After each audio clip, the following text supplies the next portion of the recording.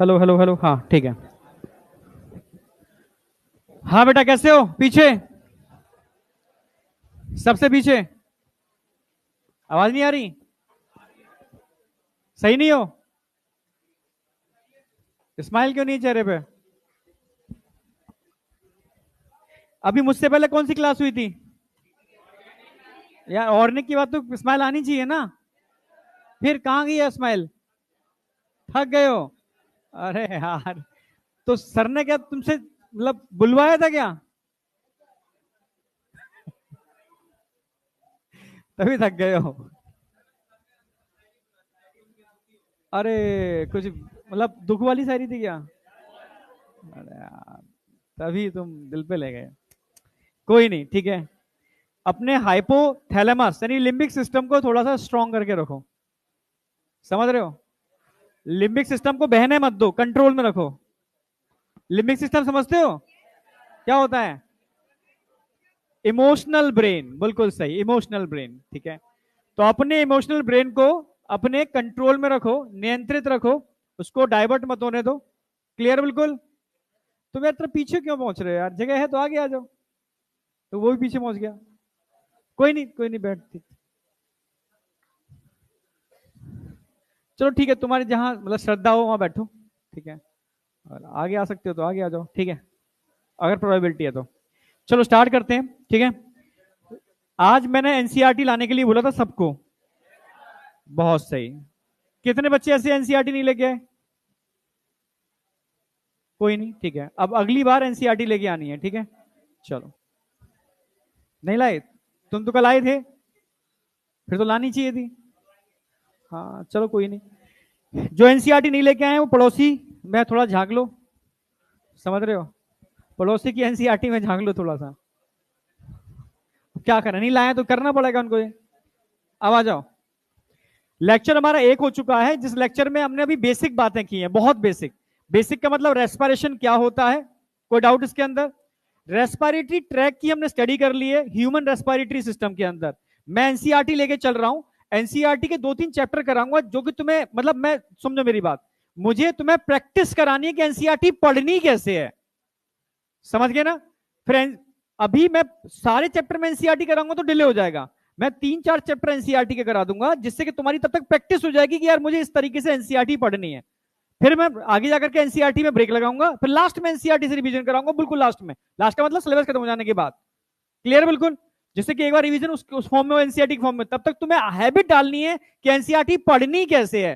सुन रहे हो ना पीछे? तुम लोग ऊपर टीवी में देखते हो, थोड़ा आगे भी देख लिया करो यार। मैं तुम्हें देखता हूं, तुम ऊपर देख रहे होते हो, तो अजीब सा लगता है यार। ठीक है। हाँ कोई नहीं, ठीक है, क्योंकि देखो अभी अगर क्लास की डेप्थ की बात की जाए ना, तो मैंने इससे बड़ी, बहुत बड़ी क्लास, जैसे सीकर में था मैं पहले, तो सीकर के अंदर तो बताइए आपको बड़े बैच बनते हैं, हिंदी मीडियम के और इंग्लिश मीडियम के, ठीक है, बहुत बड़े बैच बनते हैं, 500-600 के बच्चों के बैच होते हैं। ठीक है, हॉल होता है। सीकर जानते हो? राजस्थान में एक जगह है सीकर।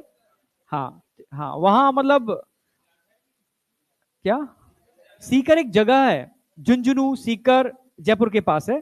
ठीक है, हाँ बहुत मतलब फेमस जगह है, मतलब इसको मिनी कोटा बोला जाता है, सेकेंडरी कोटा। मान रहे हो ना? हाँ एक्चुअल में बहुत अच्छा माहौल है वहां का, मैं दिल से बोलता हूँ।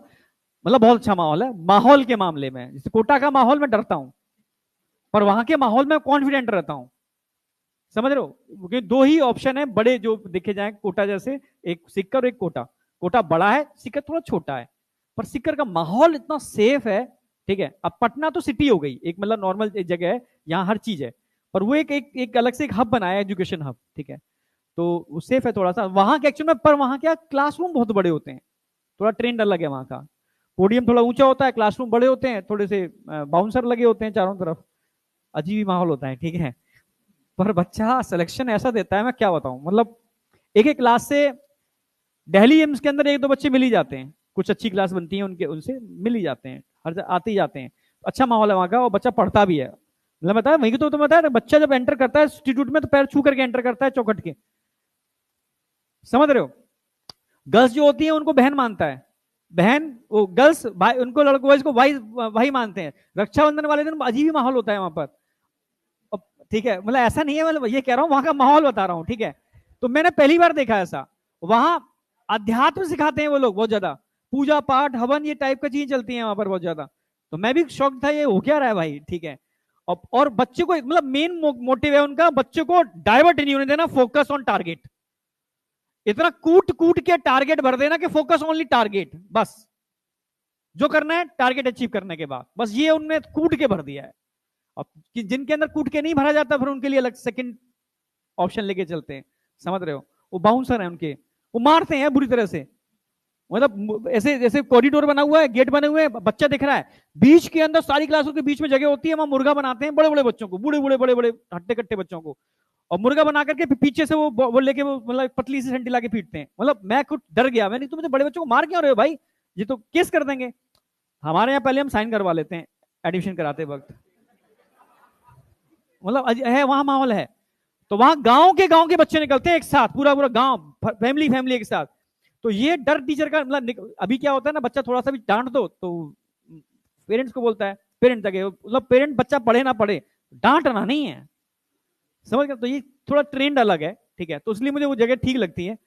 पर पटना भी अच्छा बन रहा है, ठीक है, अच्छा सेकेंडरी हब भी बन रहा है अब तो यही, ठीक है। वापस आ रहे हैं, सीधी सी बात है बेटा, हमने सबसे पहले बात की थी तो एनसीईआरटी हम 3 से 4 चैप्टर कराएंगे। मैं एनसीईआरटी स्टार्ट कर रहा हूं, एनसीईआरटी सारे लोग खोलेंगे, लाइन टू लाइन में कराऊंगा। थोड़ी हैबिट डालनी है कि मैं जो अंडरलाइन करूंगा वो तुम्हें अंडरलाइन कैसे करनी है, समझ रहे हो ना, वो अंडरलाइन तुम्हें कैसे करनी है, ठीक है। तो एनसीईआरटी में स्टार्ट करूंगा, एनसीईआरटी समझनी है, उसको अंडरलाइन करनी है, फिर मैं कंटिन्यू करता हूं। और आज मैं पूरा कब ह्यूमन का जो बेसिक स्ट्रक्चर है ना, इंक्लूडिंग मैकेनिज्म ऑफ ब्रीदिंग, और कोशिश करेंगे कि पल्मोनरी वॉल्यूम और कैपेसिटी कवर हो जाए। मेरी लास्ट क्लास है ना आज, हाँ 2-4-5 मिनट में ले लूं तो दे दोगे ना, हाँ मतलब 10-5 मिनट का अंतर आएगा, ज्यादा अंतर नहीं आएगा, ठीक है। हाँ तुम्हारी 2 बजे ऑफ होती है, मेरी क्लास कितने बजे होती है? तो मैं 2 तक ले सकता हूं मैं, है ना, ठीक है, बस इतना ही पूछ रहा हूं, 2 तक मैं ले सकता हूं। तो मैकेनिज्म ऑफ ब्रीथिंग की अगर हम बात करते हैं तो एक मिनट रुकना, हेलो भाई क्यों फोन कर रहे हैं लोग, कोई नीचे से था, जबकि अभी पता है क्लास ले रहा हूं, फिर भी कोई होता है इमरजेंसी हो। मैकेनिज्म ऑफ ब्रीथिंग की बात करते हैं तो मैकेनिज्म, अच्छा ये तो स्टार्ट नहीं किया मैंने अभी, ठीक है। एक बार एनसीईआरटी खोलो, एनसीईआरटी के पहले पैरा की सिर्फ 3 लाइनें सबसे इंपॉर्टेंट हैं। एक तो डेफिनेशन, डायरेक्ट ब्रेकडाउन हो रहा है इनडायरेक्ट ब्रेकडाउन हो रहा है, पहला इनडायरेक्ट, तो उसको अंडरलाइन कर लो पहले तो, इनडायरेक्ट ब्रेकडाउन वाली लाइन को, ठीक है। ये थोड़ा सा आपको ध्यान रखना है कि as you have read earlier, आप पढ़ चुके हो, oxygen is utilize by organism to indirect breakdown of simple molecule like glucose, amino acid and fatty acid. आप समझ रहे हो, ऑक्सीजन का यूटिलाइजेशन इनके इनडायरेक्ट ब्रेकडाउन के अंदर हो रहा है, क्लियर है बिल्कुल, etcetera, to derived energy to perform various activity. जो डिफरेंट टाइप की एक्टिविटी आप परफॉर्म करते हो या एनिमल करते हैं, उस डिफरेंट टाइप की एक्टिविटी को परफॉर्म करने के लिए जो एनर्जी डिराइव्ड होती है वो ऑक्सीजन के थ्रू इन कंपाउंड के ब्रेकडाउन के इनडायरेक्ट ब्रेकडाउन के थ्रू, इनडायरेक्ट में कोई डाउट तो नहीं है, इनडायरेक्ट का मतलब है डिफरेंट मेटाबॉलिक पाथवे के थ्रू, इनडायरेक्ट का मतलब है डिफरेंट एंजाइम के इन्वॉल्वमेंट के थ्रू, क्लियर है ना बिल्कुल। चलो फिर हम बात करते हैं to derived energy perform the bed, ठीक है। कार्बन डाइऑक्साइड जब ये प्रोसेस होती है जिसमें ऑक्सीजन यूटिलाइज हो रही है पर CO2 का फॉर्मेशन हो रहा है, एक मिनट, हेलो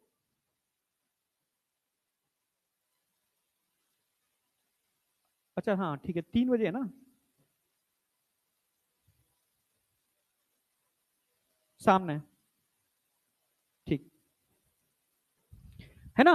तो कार्बन डाइऑक्साइड यहां पर क्या हो रही है, रिलीज हो रही है, जो हार्मफुल है, जिसको बॉडी से क्या करना है, निकालना है, ठीक है, ठीक है। Also release during the catabolic process. अब ये तुम्हें समझना है, छोटे छोटे बच्चे नहीं समझ पाते हैं कैटाबॉलिक और एनाबॉलिक रिएक्शन। तो रेस्पिरेशन कैसी रिएक्शन है, कैटाबॉलिक है एनाबॉलिक है? कैटा मतलब टूटना, एना मतलब जुड़ना, ठीक है। तो बाई चांस पूछे कि किस टाइप की रिएक्शन है, आप बोलोगे कैटाबॉलिक प्रोसेस है, ठीक है। कैटाबॉलिक मतलब टूटना, एनाबॉलिक मतलब जुड़ना, कॉमनली इसको मेटाबॉलिक प्रोसेस बोलते हैं, क्लियर है। इट इज, ठीक है, it is therefore evident that oxygen has to continuously provided to the cell and CO2 produced by the cell have to released out। इस प्रोसेस के थ्रू कंटिन्यू हम क्या कर रहे हैं, ऑक्सीजन प्रोवाइड करा रहे हैं, CO2 कंटिन्यू रिलीज कर रहे हैं, ठीक है, release out. This process of exchange of oxygen from the atmosphere with CO2 produce by process is called breathing, और कॉमनली इसी को रेस्पिरेशन कहते हैं। नीट में यहां से क्वेश्चन उठाता है कि ब्रीथिंग क्या है, exchange of gases between lungs and atmosphere, lungs and atmosphere, ये समझ रहे हो ना मेरी बात। जो जा रहा है ये है ब्रीथिंग। इसको हम रेस्पिरेशन भी कह सकते हैं क्योंकि it is a part of respiration. पहले बोला था हमने भाई रेस्पिरेशन की तो पार्ट है ये, समझ रहे हो ना मेरी बात? हाँ, क्योंकि रेस्पिरेशन के फिजिकल पार्ट भी हैं और केमिकल पार्ट भी हैं। फिजिकल पार्ट के अंदर ब्रीथिंग आता है, वेंटिलेशन जिसको कह सकते हैं, ठीक है, इंटरनल रेस्पिरेशन आता है, ट्रांसपोर्ट ऑफ गैसेस आता है और एक्सटर्नल रेस्पिरेशन आता है। केमिकल प्रोसेस सेल के अंदर होती है जो सारे लिविंग ऑर्गेनिज्म में सिमिलर होती है। क्लियर? बिल्कुल ठीक है। Place your hand on your chest, you can feel chest moving up and down, you know that it is due to the breathing. तो ब्रीथिंग, इसी को ब्रीथिंग कहते हैं, ठीक है। हाउ डू वी ब्रीथ, ये तो कॉमन बात है, ठीक है। नेक्स्ट आगे आ जाते हैं। Mechanism of breathing very among different organism. Different organism में मैकेनिज्म ऑफ ब्रीथिंग अलग अलग होती है। किस पर बेस्ड होती है? हैबिटेट। उनका हैबिटेट क्या है, किस वातावरण में रहते हैं, इस पर निर्भर करती है बेटा। पीछे हैबिटेट क्या है, इस पर निर्भर करती है। और लेवल ऑफ ऑर्गेनाइजेशन क्या है, ये क्वेश्चन आएगा, अभी तक नहीं आया नीट के अंदर। हैबिटेट पर और लेवल ऑफ ऑर्गेनाइजेशन पर डिपेंड करती है, दो चीजों पर, ठीक है। आपको ये हैबिट डालनी है कि एनसीईआरटी पढ़नी कैसे है, ठीक है, एक बात। और एनसीईआरटी के कोई एनसीईआरटी देना, मानो ये पुरानी एनसीईआरटी बेटा, नई चेंज कर, ठीक है। और एनसीईआरटी के इस पेरा के अंदर, मानो इस पूरे के पेज के अंदर कहीं डेटा दे रखा है, कोई सन दे रखी है, कोई नाम दे रखा है, आप समझ रहे हो, आप भूलोगे पक्का। या कोई ऐसा टर्म जो आप भूलते हो अपने हिसाब से, जगह होती है साइड में उधर, इन जगह पर उसको लिखोगे डेटा को। इस पूरे पेज का सबसे टिपिकल डेटा जो तुम भूलोगे साइड में लिखोगे, या स्टिकी वो नोट्स टाइप के आते हैं, वो क्या कहते हैं उनको, स्टिकी, ये कहते हैं, ठीक है। तो स्टिकी नोट्स लगा लोगे, पंच कर लोगे, उन पर वो डेटा लिख दोगे। आप समझ रहे हो? जब भी आपको टाइम मिल रहा है, सफर कर रहे हो, एनसीईआरटी साथ में लेके वो पलटते गए, वो मेन पॉइंट देखते गए, ठीक है, आपको एकदम हर चीज रिकैप होती रहेगी। बस अंतर इतना है, एनसीईआरटी रिवाइज करने पर फायदा नहीं है। फायदा होता है जब तुम नोट्स रिवाइज करते हो, कि नोट्स की लैंग्वेज इस तरीके से होती है, उसमें एनसीईआरटी इंक्लूड होती है और इजीली मेमोराइज होते जाते हैं। तभी कई बच्चे कहते हैं मैं एनसीईआरटी 10 बार पढ़ चुका, 20 बार पढ़ चुका, मार्क्स ही नहीं इंप्रूव हो रहे। समझना मेरी बात, क्योंकि एनसीईआरटी ने क्या किया, एक्सप्लेनेशन नहीं दी है, उसने मेन लाइनें लिख दी है, एक्सप्लेनेशन गायब कर दी है, और आधी अधूरी बातें कही है, कई बातें तो पूरी लिखी भी नहीं है उसने, ठीक है। तो इसलिए थोड़ा सा नोट्स इसमें फायदा करते हैं। और नोट से कुछ क्वेश्चन अभी तक तो मेरे समझ से बाहर नहीं गया, 2-3 सालों से मैं ऑनलाइन में देख रहा हूं, ऑफलाइन में भी नहीं जाता था, ठीक है। ऑनलाइन इसलिए बोल सकता हूं कि एविडेंस पड़े हुए हैं, नोट्स भी पड़े हुए हैं, पेपर भी पड़े हुए हैं, और यूट्यूब पर सब कुछ पड़ा हुआ है, तो ऐसा नहीं मैं चेंज कर दूंगा जाकर के, ठीक है। इसलिए मैं कह सकता हूं कि चीजें जो है वो एकदम एग्जैक्ट है, परफेक्ट है। और इस साल जो मैं नोट्स बनवा रहा हूं, जो एकदम एग्जैक्ट एनसीईआरटी की लाइन टू लाइन इंक्लूड कर दूंगा मैं, एक लाइन आउट नहीं करूंगा, ठीक है, ये गारंटी है। पर एनसीईआरटी पढ़ने की हैबिट अभी डाल लेना 3-4 चैप्टर के अंदर, 3-4 चैप्टर के बाद मैं एनसीईआरटी ऐसे रीड नहीं कराऊंगा, फिर तुम्हें हैबिट डालनी है मेरे साथ साथ। मैं पूछूंगा ईमानदारी से की या नहीं की, ठीक है। चलो बस इतना करना है आपको, कोशिश करना केमिस्ट्री और फिजिक्स में भी थोड़ा थोड़ा कर पाओ, ठीक है। केमिस्ट्री में तो करना ही करना है, फिर फिजिक्स में 1-2 चैप्टर है उनको करना है, ठीक है। तो यहां तक समझ में आ गया, दो पर डिपेंड करता है। अगर मैं लोअर इन्वर्टिब्रेट की बात करता हूं, जैसे स्पॉन्ज की बात करता हूं, सिलेंटेटा की बात करता हूं, फ्लैटफॉर्म की बात करता हूं, तो यहां पर मेनली क्या हो रहा है, सिंपल डिफ्यूजन हो रहा है, सिंपल डिफ्यूजन हो रहा है जनरल बॉडी सरफेस से, ठीक है। अगर मैं अर्थवॉर्म की बात करता हूं, तो यहां पर क्या होता है, यही मॉइस्ट क्यूटिकल होती है इसके पास, मॉइस्ट क्यूटिकल के थ्रू है क्या करता है, रेस्पिरेशन करता है। इसको भी क्यूटेनियस रेस्पिरेशन बोल सकते हो, ठीक है। स्किन के थ्रू भी क्यूटेनियस रेस्पिरेशन, मॉइस्ट लगा हुआ है तो वो भी क्यूटेनियस रेस्पिरेशन है। अगर मैं इंसेक्ट की बात करता हूं, स्पेशली कॉकरोच की बात करता हूं, ठीक है, इंसेक्ट में भी, तो ये नेटवर्क ऑफ टिब्यूल मिलता है, और नेटवर्क ऑफ टिब्यूल की अगर बात करते हैं तो ट्रैकियल रेस्पिरेशन, समझ रहे हो ना बेटा, ट्रैकियल रेस्पिरेशन। कोशिश किया करो बेटा आगे बैठने की। अच्छा कल डिसाइड किया था हम लोगों ने कुछ, अच्छा वैसा ही है, ठीक है। तू भी बेटा इधर ही आ जाती, हाँ कोई नहीं, जगह है तो थोड़ा आगे आ जाकर, तुम पीछे बैठ जाते हो ना तो चीजें थोड़ी सी ठीक, कोशिश करो आगे आने की, जितने लोग आगे आ सकते हैं, देखो वो भी पीछे बैठी है, कोशिश करो आगे आने की, ठीक है। उधर से तो अच्छा है, इधर तुम इधर आ जाते बीच में। क्या चीज, क्या चीज, मतलब कहीं भी हो जाओ, यहां हो जाओ, यहां हो जाओ, मतलब आ जाओ एक जगह, मतलब ये है, ठीक है। अभी बीच में बोला था तो बीच में कोई दिक्कत तो नहीं हो रही है ना, ठीक है ना बेटा, थोड़ा समझ गया, पिलर आ रहा है ना, समझ रहा हूँ, ठीक है। मैं तभी तो मैं मूव करता हूँ इधर से उधर, ठीक है। और इधर पिलर के पीछे ही, इधर पिलर के पीछे, उधर पिलर के पीछे जा है, मैं थोड़ा ध्यान रखूंगा, ठीक है, टेंशन मत करो, ठीक है। तो ट्रैकियल रेस्पिरेशन समझ में आ गया। अब तुम भूलोगे क्या, तुम भूलोगे गिल्स, गिल्स को हम क्या बोलते हैं, ब्रेनकियल रेस्पिरेशन, याद रखोगे आप।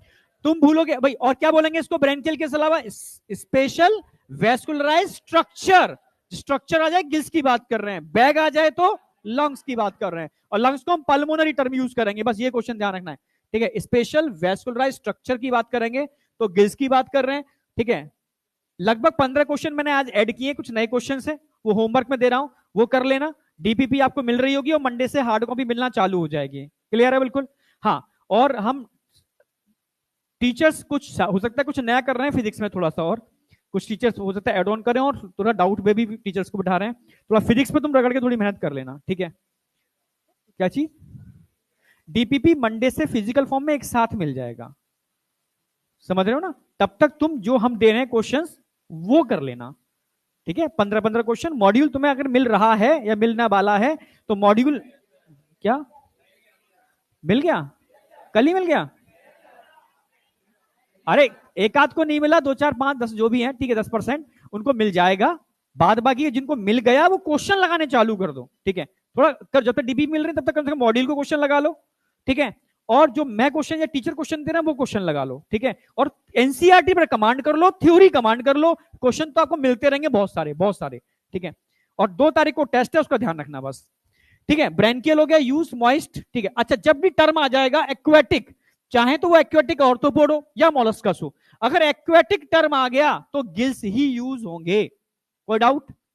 फिश के अंदर गिल्स होंगे, एक्वेटिक ऑर्थोपोड में गिल्स होंगे, मोलस्कस में गिल्स होंगे। सर एक्वेटिक आ गया, या अगर आपसे फ्रॉग का लार्वा पूछता है, नहीं दे रखा है इन्होंने, फ्रॉग का लार्वा पूछता है तो लार्वा का मतलब गिल्स, क्योंकि लार्वा एक्चुअल में पानी में रहता है तो उसके लिए सिर्फ गिल्स ही यूज होंगे। एडल्ट के लिए पूछेगा तो लंग्स यूज होंगे, और साथ में क्यूटेनियस रेस्पिरेशन भी यूज कर सकते हो, क्योंकि फ्रॉग स्किन से भी रेस्पिरेशन करता है, जानते हो ना ये वाली बात?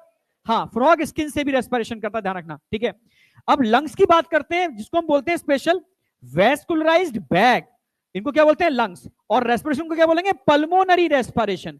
कहां देखने को मिलेगा पल्मोनरी रेस्पिरेशन? जितने भी टेरेस्ट्रियल एनिमल्स हैं, टेरेस्ट्रियल समझते हो, धरती पर रहने वाले, ठीक है, टेरेस्ट्रियल फॉर्म, ठीक है। तो ये एक्सचेंज ऑफ गैसेस करेंगे, जैसे वर्टिब्रेट हो गए, फिश हो गई, ठीक है, नहीं फिश नहीं, वर्टिब्रेट्स हो गए, एमोंग वर्टिब्रेट्स। अगर फिश की बात करते हैं वहां गिल्स होते हैं, फिश में फिश यूज गिल्स, ये मैं लिखा ही चुका हूं आपको, ठीक है। जबकि अगर हम बात करते हैं एम्फीबियंस की, रेप्टाइल्स की, तो यहाँ लंग्स होंगे, ठीक है। बर्ड्स के अंदर लंग्स होंगे, मैमल्स के अंदर लंग्स होंगे, ठीक है, यहां तक कोई डाउट था ही नहीं आपको।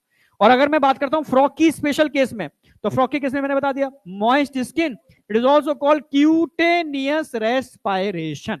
आपको एनसीईआरटी ऐसे पढ़नी है, एक एक चीज को डिकोड करके समझ के इसका मतलब क्या है, और कुछ ऐसे टर्म्स आएंगे बताने वाला हूं जहां तुम कंफ्यूज हो गए, जहां हम स्टेटमेंट वाले क्वेश्चन बनाएंगे, ठीक है, दिखाऊंगा अभी। अब ह्यूमन रेस्पिरेटरी सिस्टम में तो ऊपर वाला सिस्टम तो कॉमन है, ठीक है भाई। आपको पता है नेजल चैम्बर है, नॉस्ट्रिल है, इंटरनल नॉस्ट्रिल है, फेरिंग्स आ गया, और यहां पर लैरिंग्स आ गया। तो यहीं से इसी की बात करते हैं, ठीक है। मैं फेरिंग्स की बात करूं, फेरिंग्स में कोई डाउट होगा नहीं, ट्रैकिया में आपको कोई डाउट होगा नहीं, साउंड बॉक्स लैरिंग्स में कोई डाउट होगा नहीं, ठीक है। यहां तक तो बहुत कॉमन है। अगर मैं कार्टिलेजिनस फ्लैप की बात करता हूं तो एपिग्लोटिस होता है, जो ग्लोटिस को कवर करने के लिए रिस्पॉन्सिबल होता है। इसमें क्वेश्चन बनता नहीं है, बट नॉलेज के लिए था ये वाला पैरा। हाँ, यहां से थोड़ा बनना चालू हो जाएगा, ठीक है। Trachea is straight tube, trachea एक स्ट्रेट ट्यूब है, सीधी नली है, ठीक है, स्ट्रेट ट्यूब। अब बच्चा यहां थोड़ा कंफ्यूज होता है, extending up to mid thoracic cavity, यहां एक्सटेंडिंग टर्म इस तरीके से लगा रहे हैं, वो ऐसे नहीं लगा रहे हैं, extending up to mid thoracic cavity. वही यहां से स्टार्ट होती है, कहां से स्टार्ट होती है? लैरिंग से। कहां तक एक्सटेंड करेगी? Extending up to mid thoracic cavity, और वहां जाकर के बाइफर्केट होगी 2 पार्ट के अंदर, ठीक है, विच divides at the level of, ये बस ध्यान रखना है, 5th थोरेसिक वर्टिब्रे, लेफ्ट और राइट पल्मोनरी ब्रोनकाई। यहां तक कोई डाउट नहीं होना चाहिए आपको, कोई डाउट? अब मैं ब्रोनकाई की बात करता हूं तो ब्रोनकाई 3 बताए थे, प्राइमरी, सेकेंडरी, टर्शरी, ठीक है। तो ब्रोनकाई इन्होंने तीनों दे रखे, ठीक है। Each bronchi undergo repeated division to form, भाई ये प्राइमरी थे तो सेकेंडरी हो जाएंगे, टर्शरी हो जाएंगे, और आगे जाके क्या स्टार्ट हो जाएंगे? ब्रोनक्यूल। अगर ब्रोनक्यूल की बात करते हैं तो इन्होंने एक ब्रोनक्यूल को खा गए, डाइजेस्ट कर गए, रेस्पिरेटरी ब्रोनक्यूल की बात नहीं की है, आप समझ गए, पर मैंने लिखा दिया है क्योंकि वो बहुत इंपोर्टेंट है, ठीक है। And bronchioles ending up in very thin, अब क्वेश्चन यहां आएगा, समझना कहां पर एक्सटेंड कर रहे हैं, ये क्वेश्चन यहां से बनेगा, ये तुम निग्लेक्ट कर देते हो। Bronchiole ending up in very thin terminal bronchiole, ये और थिन हो जाते हैं आगे जाकर के। द ट्रैकिया प्राइमरी, अब ये पूरा लिखाई दिया मैंने, trachea primary, secondary, tertiary bronchi and initial bronchiole तक सी-शेप हाइलिन कार्टिलेज मिलेंगे, are supported by incomplete cartilaginous ring. इसमें कोई डाउट है? ठीक है, इनकम्प्लीट इसलिए बोले थे क्योंकि पीछे ईसोफेगस होती है, इसलिए कंप्लीट नहीं हो सकते। अगर पीछे ईसोफेगस नहीं होती तो कंप्लीट रिंग बन सकती थी, पर पीछे ईसोफेगस शिफ्ट की हुई है तो इनकम्प्लीट रिंग ही बनेगी, कंप्लीट नहीं बनेगी। ईच टर्मिनल ब्रोंक्यूल, अब समझना, यहां पर टर्मिनल की बात कर रहे हैं, टर्मिनल ब्रोंक्यूल के अंदर रिंग नहीं होते, और टर्मिनल ब्रोंक्यूल रेस्पिरेटरी ब्रोंक्यूल में खुलते हैं, पर ये रेस्पिरेटरी ब्रोंक्यूल को खा गए, पचा गए, जिक्र नहीं किया, इसलिए डायरेक्ट बोल रहे हैं। Each terminal bronchiole give rise to number of very thin. अब ये स्टेटमेंट क्वेश्चन बनता है और तुम गलत करके आते हैं, मैं अक्सर टेस्ट में देता हूं, बच्चे गलत करते हैं। ध्यान है, टर्मिनल ब्रोंक्यूल रेस्पिरेटरी ब्रोंक्यूल में खुलते हैं। अगर मैं रेस्पिरेटरी ब्रोंक्यूल की बात करूं, रेस्पिरेटरी ब्रोंक्यूल से एल्वुलाई तक, तो यहां पर ध्यान रखना है, वेरी थिन ऑप्शन में वेरी थिक होगा, इरेगुलर ऑप्शन में रेगुलर होगा, गलत हो गया। वॉल्ड एंड वेस्कुलराइज स्ट्रक्चर होते हैं, इनको हम क्या बोलते हैं, एल्वेओलाई। यानी टर्मिनल ब्रोंक्यूल खुलते हैं उस जगह जिसको रेस्पिरेटरी जोन बोलते हैं। आप समझ रहे हो, रेस्पिरेटरी जोन बोलते हैं जो रेस्पिरेटरी ब्रोंक्यूल और एल्वुलर सैक जो एल्वुलाई से मिलकर बने होते हैं उससे मिलकर बना होता है पूरा का पूरा। यहां पर जो मेम्ब्रेन होती है बहुत पतली होती है, very thin, irregular walled structure होते हैं, रेगुलर नहीं होते। आप समझ रहे हो, इरेगुलर वॉल्ड स्ट्रक्चर होते हैं, रेगुलर वॉल्ड स्ट्रक्चर नहीं होते। आप समझना मेरी बात, ठीक है। वॉल्ड एंड वेस्कुलराइज्ड बैग, और हाईली वेस्कुलराइज्ड होते हैं क्योंकि उनके चारों तरफ ब्लड कैपिलरी का डेंस नेटवर्क होता है, जिससे आसानी से गैसेस का क्या हो पाए, डिफ्यूजन हो पाए, ठीक है। तो इस लाइन पर क्वेश्चन बनता है, स्टेटमेंट में क्वेश्चन बनाते हैं, इस पे हर कोई बनाता है, हम भी बनाते हैं। तुम कोई भी टेस्ट सीरीज ज्वाइन करोगे उसमें मिलेगा इस लाइन के ऊपर क्वेश्चन, और नीट में अभी तक नहीं पूछा गया, पर वो स्टेटमेंट में डालेंगे। तुम समझ रहे हो ना, तुम समझ रही ना बेटा, स्टेटमेंट में कैसे डालेंगे, तुम एनसीईआरटी खोल के बैठे हो ना सारे के सारे, हाँ उसमें भी देखते जाओ। स्टेटमेंट में ये डालेंगे कि जो लंग्स का, ये पूरी लाइन छाप देंगे, बस में थिन की जगह थिक कर देंगे, इरेगुलर वॉल स्ट्रक्चर की जगह रेगुलर वॉल स्ट्रक्चर कर देंगे। हाँ बेटा, कहां पर, वेस्कुलराइज बैग, गलत हो गया ना, यही तो छोटी छोटी गलती चेंज करेंगे वो, क्योंकि यहां बात कर रहे हैं एल्वुलाई की, ठीक है। अब कुछ वैसे इतना गड़बड़ नहीं करेंगे, वेस्कुलराइज बैग की बात चल रही है, एल्वुलाई की बात चल रही है, ठीक है। स्ट्रक्चर भी कर सकते हैं, पर वो बिगाड़ेंगे। जितने भी क्वेश्चन मैंने अब तक देखे टेस्ट सीरीजों में और कहीं पर भी किताबों में, वो थिन को थिक किया है, इरेगुलर को रेगुलर किया है, ठीक है। तभी तुम्हें एनसीईआरटी से पढ़नी है कि कोई भी घुमाने की कोशिश करे एनसीईआरटी से, तुम घूमोगे नहीं। समझ गए ना मेरी बात, तो इन लाइनों को जहां डाउट वाली होती है, जहां क्वेश्चन अजीब सा बन सकता है, डेटाबेस है, अजीब सी लाइन है, उसको थोड़ा अंडरलाइन कर लिया करो यार, यहां से ध्यान रखना है इसका में, ठीक है। The branching network of bronchi, bronchioles and alveoli comprise to lungs, ठीक है, इससे मिलकर लंग्स बनाता है। We have two lungs which are covered by, अब ये तो मैं पता ही है, एक डबल लेयर स्ट्रक्चर होता है, इसको क्या बोलते हैं, प्लूरा। एक पैराइटल प्लूरा होती है, एक वेस्टरल प्लूरा होती है, ये तो उसमें कोई डाउट है ही नहीं। ये मेनली करते क्या है, फ्रक्शन को रिड्यूस करते हैं, समझ रहे हो ना, जिससे कि ऑर्गन पर कोई इफेक्ट ना आए। पैराइटल बाहर वाली होती है, विसरल अंदर वाली होती है, समझ रहे हो ना मेरी बात। कोई भी कहीं भी, ये मैं लंग्स की बात नहीं कर रहा हूं, किसी भी ऑर्गन की बात करूं, पैराइटल आ गया मतलब बाहर, विसरल आ गया अटैच है लंग से, कोई भी ऑर्गन, जैसे पेरिकार्डियम, ठीक है, उसकी बात कर लो, पैराइटल पेरिकार्डियम, विसरल पेरिकार्डियम, ठीक है। कहीं पर भी टर्म आ गया किसी भी ऑर्गन की लेयर में, तो पैराइटल बाहर के लिए होती है, विसरल अंदर के लिए होती है, बिल्कुल ऑर्गन से सटी हुई है, वो विसरल है, और ऑर्गन के जो बाहर है वो पैराइटल है।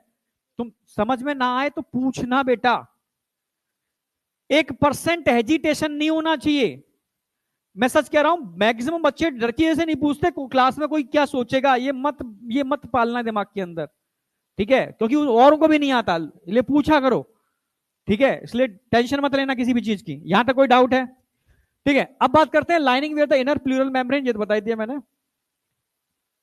लंग से जुड़ी होती है, आउटर वाली बाहर होती है, ठीक है। अब अगर हम कंडक्टिंग जोन की बात करते हैं, तो कंडक्टिंग जोन कहां से स्टार्ट होती है, एक्सटर्नल नॉस्ट्रिल से स्टार्ट होती है। रेस्पिरेटरी जोन कहां से स्टार्ट होती है, रेस्पिरेटरी ब्रोंक्यूल से स्टार्ट होती है। कोई डाउट, ठीक है, इसमें तो कोई डाउट नहीं है। बस अब इसमें कोई ऐसी चीज नहीं है जिसपे क्वेश्चन बने बहुत टिपिकल सी हो। Part of respiratory system, conducting part, transport, हाँ अब कंडक्टिंग पार्ट के फंक्शन पूछेगा।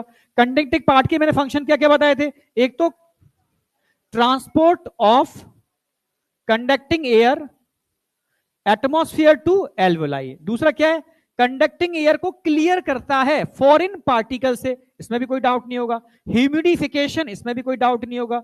और जो एटमॉस्फेरिक एयर है उसके टेम्परेचर को बॉडी टेम्परेचर के इक्वल करेगा। कोई डाउट? ठीक है। अब एक बच्चा इससे कंफ्यूज था, समझना, exchange part is the site of actual diffusion. आधी अधूरी बात करी है पर उन्होंने करी है, ठीक है, इसमें क्वेश्चन बना सकता है। जो एक्सचेंज पार्ट है, एक्चुअल में एक्सचेंज पार्ट दो जगह है, एक लंग्स के लेवल पर है और एक टिश्यू लेवल पर है।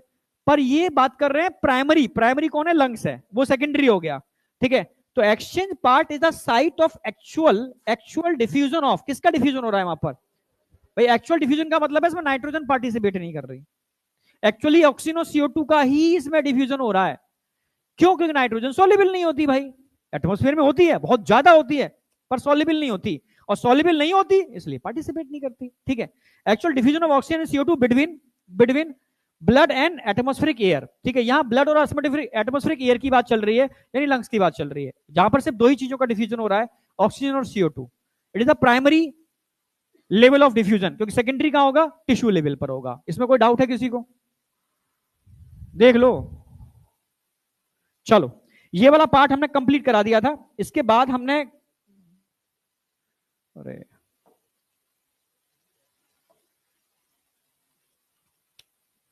कोई नहीं,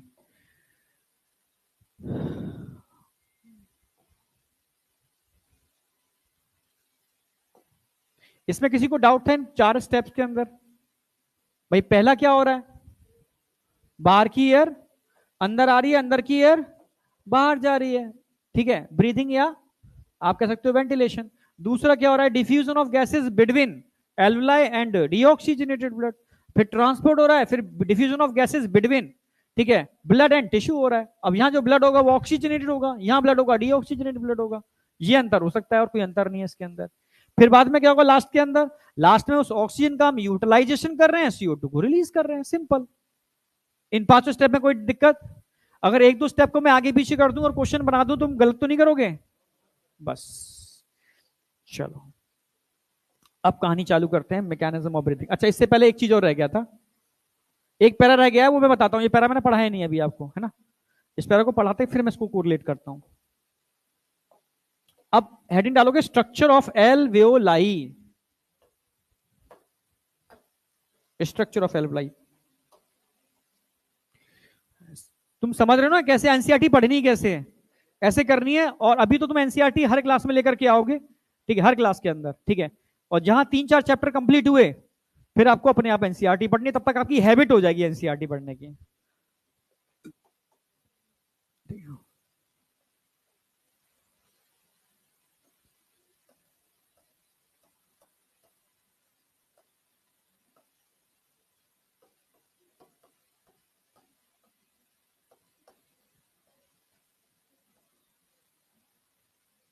स्ट्रक्चर ऑफ एल्वेओलाई।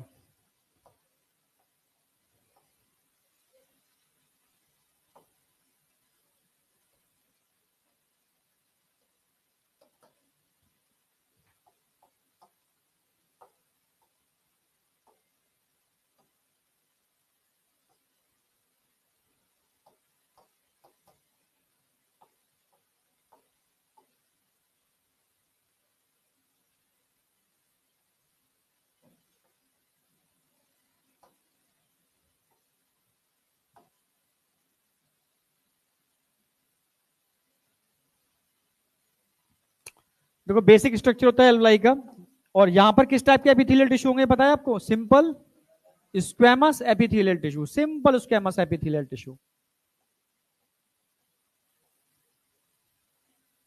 और हर एक एल्वेओलाई के चारों तरफ डेंस नेटवर्क ऑफ कैपिलरी, भाई बहुत डेंस नेटवर्क होगा, ठीक है।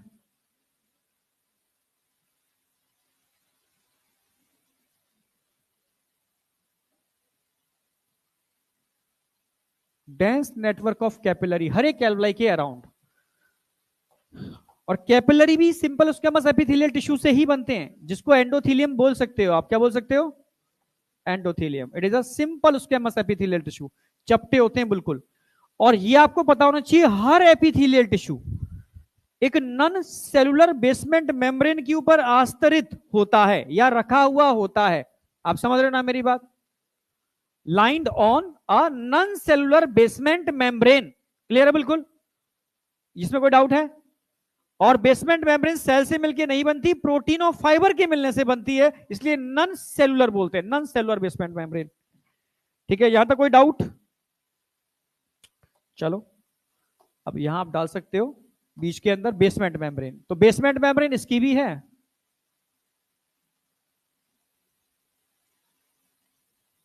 और बेसमेंट मेम्ब्रेन एल्वुलाई की भी है। दोनों की बेसमेंट मेम्ब्रेन मिलकर के ये तीसरी लेयर बना देते हैं दोनों के बीच में।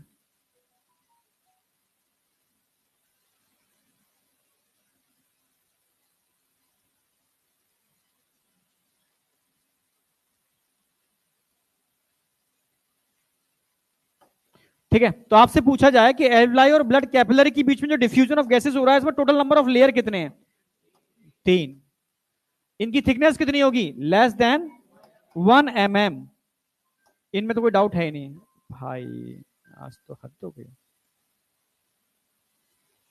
ठीक है, यहां तक कोई डाउट है किसी को? ठीक है, तो total number of basement layer पूछेगा तो total number of basement layer आपको पता होना चाहिए। ठीक है, तो थिकनेस पूछेगा, थिकनेस पता होनी चाहिए आपको।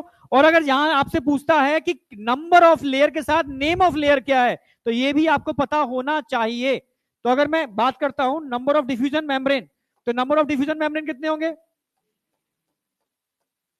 नंबर ऑफ डिफ्यूजन मेम्ब्रेन, तो ध्यान रखना नंबर ऑफ डिफ्यूजन मेम्ब्रेन 3 होंगे। पहला, अगर आपसे नाम पूछ ले तो नाम बता पाओगे आप? सिंपल स्क्वैमस, सिंपल स्क्वैमस किसका? Of alveoli.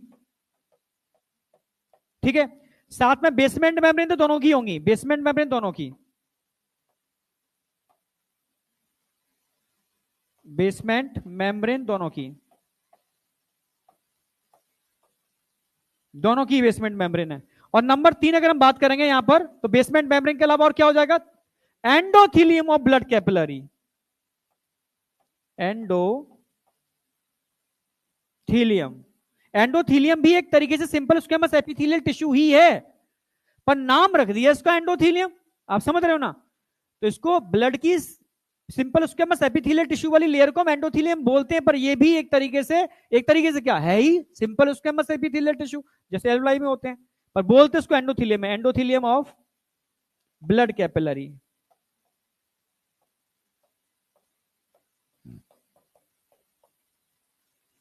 इसमें कोई डाउट है किसी को?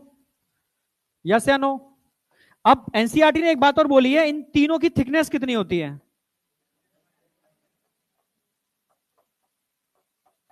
कितनी? लेस देन, ठीक है, लेस देन 1 mm, 1 mm से भी कम। अगर कोई भी ऑप्शन में 1 mm से कम का डेटा देता है, 0.9, 0.6, 0.7, तो वो टिक कर देना। समझ गए ना मेरी बात? उसमें 1 mm से कम का कोई डेटा देगा, उसको टिक कर देना ऑप्शन में, अगर ऐसा कोई आता है तो। ठीक है, तो ये ध्यान रखना है, लेस देन 1 mm। ये क्या है? थिकनेस।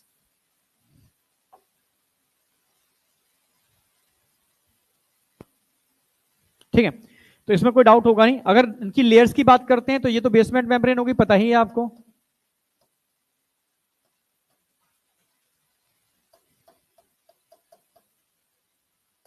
दूसरा ध्यान रखना, यहां से ब्लड एंटर करता है तो जो ब्लड एंटर करेगा कैसा होगा? डीऑक्सीजनेटेड। प्लस जो ब्लड बाहर निकलेगा वो कैसा होगा? ऑक्सीजनेटेड। ठीक है, ये डिफ्यूजन मेम्ब्रेन हो गए। अच्छा, यहां तक किसी को डाउट नहीं होना चाहिए। अगर मैं आपसे पूछूं बेटा कि अगर मैं इस डिफ्यूजन मेम्ब्रेन की थिकनेस को नॉर्मल से और बढ़ा दूं, तो आपसे कहा जाए कि रेट ऑफ डिफ्यूजन पर कोई इफेक्ट आएगा क्या? डिफ्यूजन, गैसों के डिफ्यूजन की दर पर कोई इफेक्ट आएगा? अच्छा, अगर थिकनेस बढ़ा दी जाए तो दर बढ़ेगी या घटेगी? सिंपल सी बात है, यहां से डिफ्यूजन चल रहा है, तुम थिकनेस बढ़ा दोगे तो डिफ्यूजन कम हो जाएगा। एक छन्नी है, कपड़ा है, पतला है तो डिफ्यूजन ज्यादा होगा, उसको ज्यादा मोटा कर दोगे डिफ्यूजन कम होगा। यानी अगर मोटाई बढ़ाओगे तो डिफ्यूजन का दर रेट कम हो जाएगा। कोई डाउट? पीछे बेटा, तू आगे बैठा कर। 12th में है क्या? सबसे पीछे तेरे बगल में। हाँ, ड्रॉपर हो? 12th में हो? ड्रॉपर, ठीक है। अच्छा आ जाओ, उन्हें सारे से बोलो चुपचाप से, ठीक है। कोई नहीं, यहां तक कोई डाउट? चलो, तो यहां तक कोई डाउट नहीं है। यानी एक ऑप्शन आपसे पूछा जाए कि थिकनेस ऑफ डिफ्यूजन मेम्ब्रेन या rate of diffusion of gases thickness के इनवर्सली प्रोपोर्शनल टू होगा डायरेक्टली? अगर मैं आपसे कहूं कि ऑक्सीजन का पार्शियल प्रेशर लंग्स में बढ़ा दूं, नॉर्मल से भी ज्यादा कर दूं, तो रेट ऑफ डिफ्यूजन बढ़ेगा घटेगा? यानी डायरेक्टली प्रोपोर्शनल टू हो गया ना। अगर मैं आपसे कहूं सॉल्युबिलिटी बढ़ा दी जाए गैस की बहुत ज्यादा, तो रेट ऑफ डिफ्यूजन बढ़ेगा घटेगा? अगर मैं आपसे कहूं CO2 का rate of diffusion comparative oxygen ज्यादा होता है या कम होता है? क्योंकि CO2 की सॉल्युबिलिटी कंपैरेटिव ऑक्सीजन 20 से 25% ज्यादा होती है। समझ रहे हो ना मेरी बात? इसलिए बहुत इंपॉर्टेंट है। तब भी ऑक्सीजन का डिफ्यूजन समझना, अगर पर स्क्वायर MMQ या पर MMQ आप निकालोगे ना, तो CO2 का डिफ्यूजन रेट ज्यादा निकलेगा। आप समझ रहे हो? पर CO2 का partial pressure comparative oxygen partial pressure कम होता है। आप समझ रहे हो ना? तो दो बात ध्यान रखना है। अगर मैं लंग्स में छोटा सा एरिया निकालता हूं, इस एरिया में CO2 और ऑक्सीजन का डिफ्यूजन रेट निकालता हूं, तो डिफ्यूजन रेट ऑक्सीजन का ज्यादा होगा। पर सॉल्युबिलिटी के आधार पर पूछेंगे तो CO2 का ज्यादा होगा, पार्शियल प्रेशर के आधार पर पूछेंगे तो ऑक्सीजन का ज्यादा होगा। क्योंकि CO2 की सॉल्युबिलिटी कंपैरेटिव ऑक्सीजन कितना टाइम ज्यादा होती है, जबकि पार्शियल प्रेशर ऑक्सीजन का कंपैरेटिव CO2 बहुत ज्यादा होता है, 104 mmHg, CO2 का 40 mmHg। आप समझ में आया? दोनों फैक्टर काम कर रहे हैं और दोनों ही डायरेक्टली प्रोपोर्शनल टू हैं। समझ गए ना मेरी बात? पर वातावरण में CO2 कम होती है, रेट ज्यादा है सॉल्युबिलिटी के कारण, पर प्रेशर कम है, इसलिए कंपैरेटिव ऑक्सीजन कम डिफ्यूजन हो रहा है। समझ में आया नहीं आया? ये बहुत इंपॉर्टेंट लाइंस हैं जो थोड़ा कंसेप्चुअल है, थोड़ा समझनी होगी, ठीक है। और कुछ भी नहीं समझ में आया 10 बार पूछना, कोई दिक्कत नहीं है। तो अगर मैं रेट ऑफ डिफ्यूजन की बात कर रहा हूं,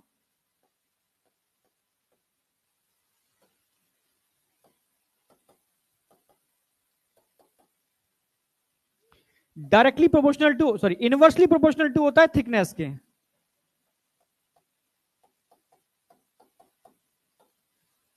thickness of diffusion membrane.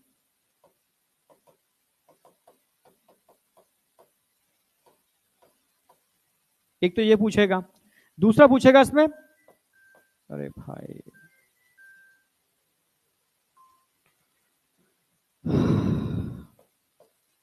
Rate of, sorry हाँ ठीक है, rate of diffusion directly proportional to होता है। डायरेक्टली समझते हो ना?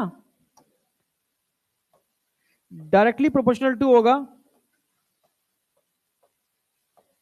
सॉल्युबिलिटी के भी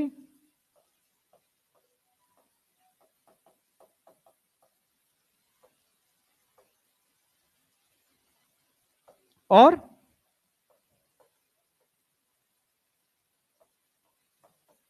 partial pressure of gases. Partial pressure के डायरेक्टली प्रोपोर्शनल टू है, सॉल्युबिलिटी के भी डायरेक्टली प्रोपोर्शनल टू है, ठीक है। यहां तक किसी को कोई डाउट है क्या? तो rate of diffusion directly proportional to होगा सॉल्युबिलिटी ऑफ गैसेस के और पार्शियल प्रेशर ऑफ गैसेस के। पहली बात ध्यान रखनी है आपको, ठीक है। और इनवर्सली प्रोपोर्शनल टू होगा थिकनेस ऑफ डिफ्यूजन मेम्ब्रेन। दूसरी बात ध्यान रखनी है, जब भी इनवर्सली होगा तो 1 लगा होगा, डायरेक्टली में 1 नहीं होता, ये तो पता है ना सबको। फिर भी पूछ लेना, कोई दिक्कत नहीं है, ठीक है। बिल्कुल जीरो वाली बात भी नहीं पता तो पूछ लेना यार, तुम समझ रहे हो ना? ये कमजोरी है यार, बच्चों की होती है, वो भीड़ में पूछने में हेजिटेट करते हैं। पर मेरी क्लास में हेजिटेशन नहीं होना चाहिए, फिजिक्स में हेजिटेट मत करना, केमिस्ट्री मत करना, ठीक है। कल सर्वेसरी क्लास होगी। हाँ, तो दिक्कत हो रही है इससे कोई नहीं? एक दिन में एक ही तो होती है ना केमिस्ट्री, तो क्या फर्क पड़ रहा है? तीनों इसलिए कर दिए, थोड़ा थोड़ा मतलब तीनों में सिलेबस चले, क्या फर्क पड़ रहा है? टेस्ट चेंज, जैसे जूलॉजी बॉटनी, पहले कुछ लोग क्या जूलॉजी पहले पढ़ाएंगे बॉटनी, तो जूलॉजी बॉटनी साथ कर दिए। क्या होता है भाई, एक दिन में अगर 3 क्लास चलती हैं केमिस्ट्री की तो दिक्कत होगी ना। जैसे फिजिक्स की 2 क्लास चलती हैं, हमने कोटा में फिजिक्स की 2 क्लास चलाई तो दिक्कत आई बच्चों को, फिर 1 क्लास चलाई बाद में। पर केमिस्ट्री तो खुलती है यार। नहीं, तीनों डेली होंगी तो दिक्कत होगी। अगर तीनों केमिस्ट्री डेली होती है तो दिक्कत होगी। दो दो फिजिक्स एक डेली होंगी तो दिक्कत होगी। एक दिन में एक ही तो फिजिक्स हो रही है, एक दिन में एक ही तो केमिस्ट्री हो रही है, तो दिक्कत क्यों हो रही है? 2 हो रही है। अच्छा वो, अच्छा ठीक है, समझ में आ गया वो। हाँ, वो इसलिए चल रहे हैं कि वो बैच को डिवाइड कर दिया था ना। नहीं, प्रॉब्लम उसमें वैसे प्रॉब्लम नहीं होगी मुझे पता है। चल तो 3 ही क्लास रही ना एक दिन के अंदर, तो कहां दिक्कत आ रही है? देखो यार, ये दिमाग में रखो, टारगेट छोटा नहीं है तुम्हारा,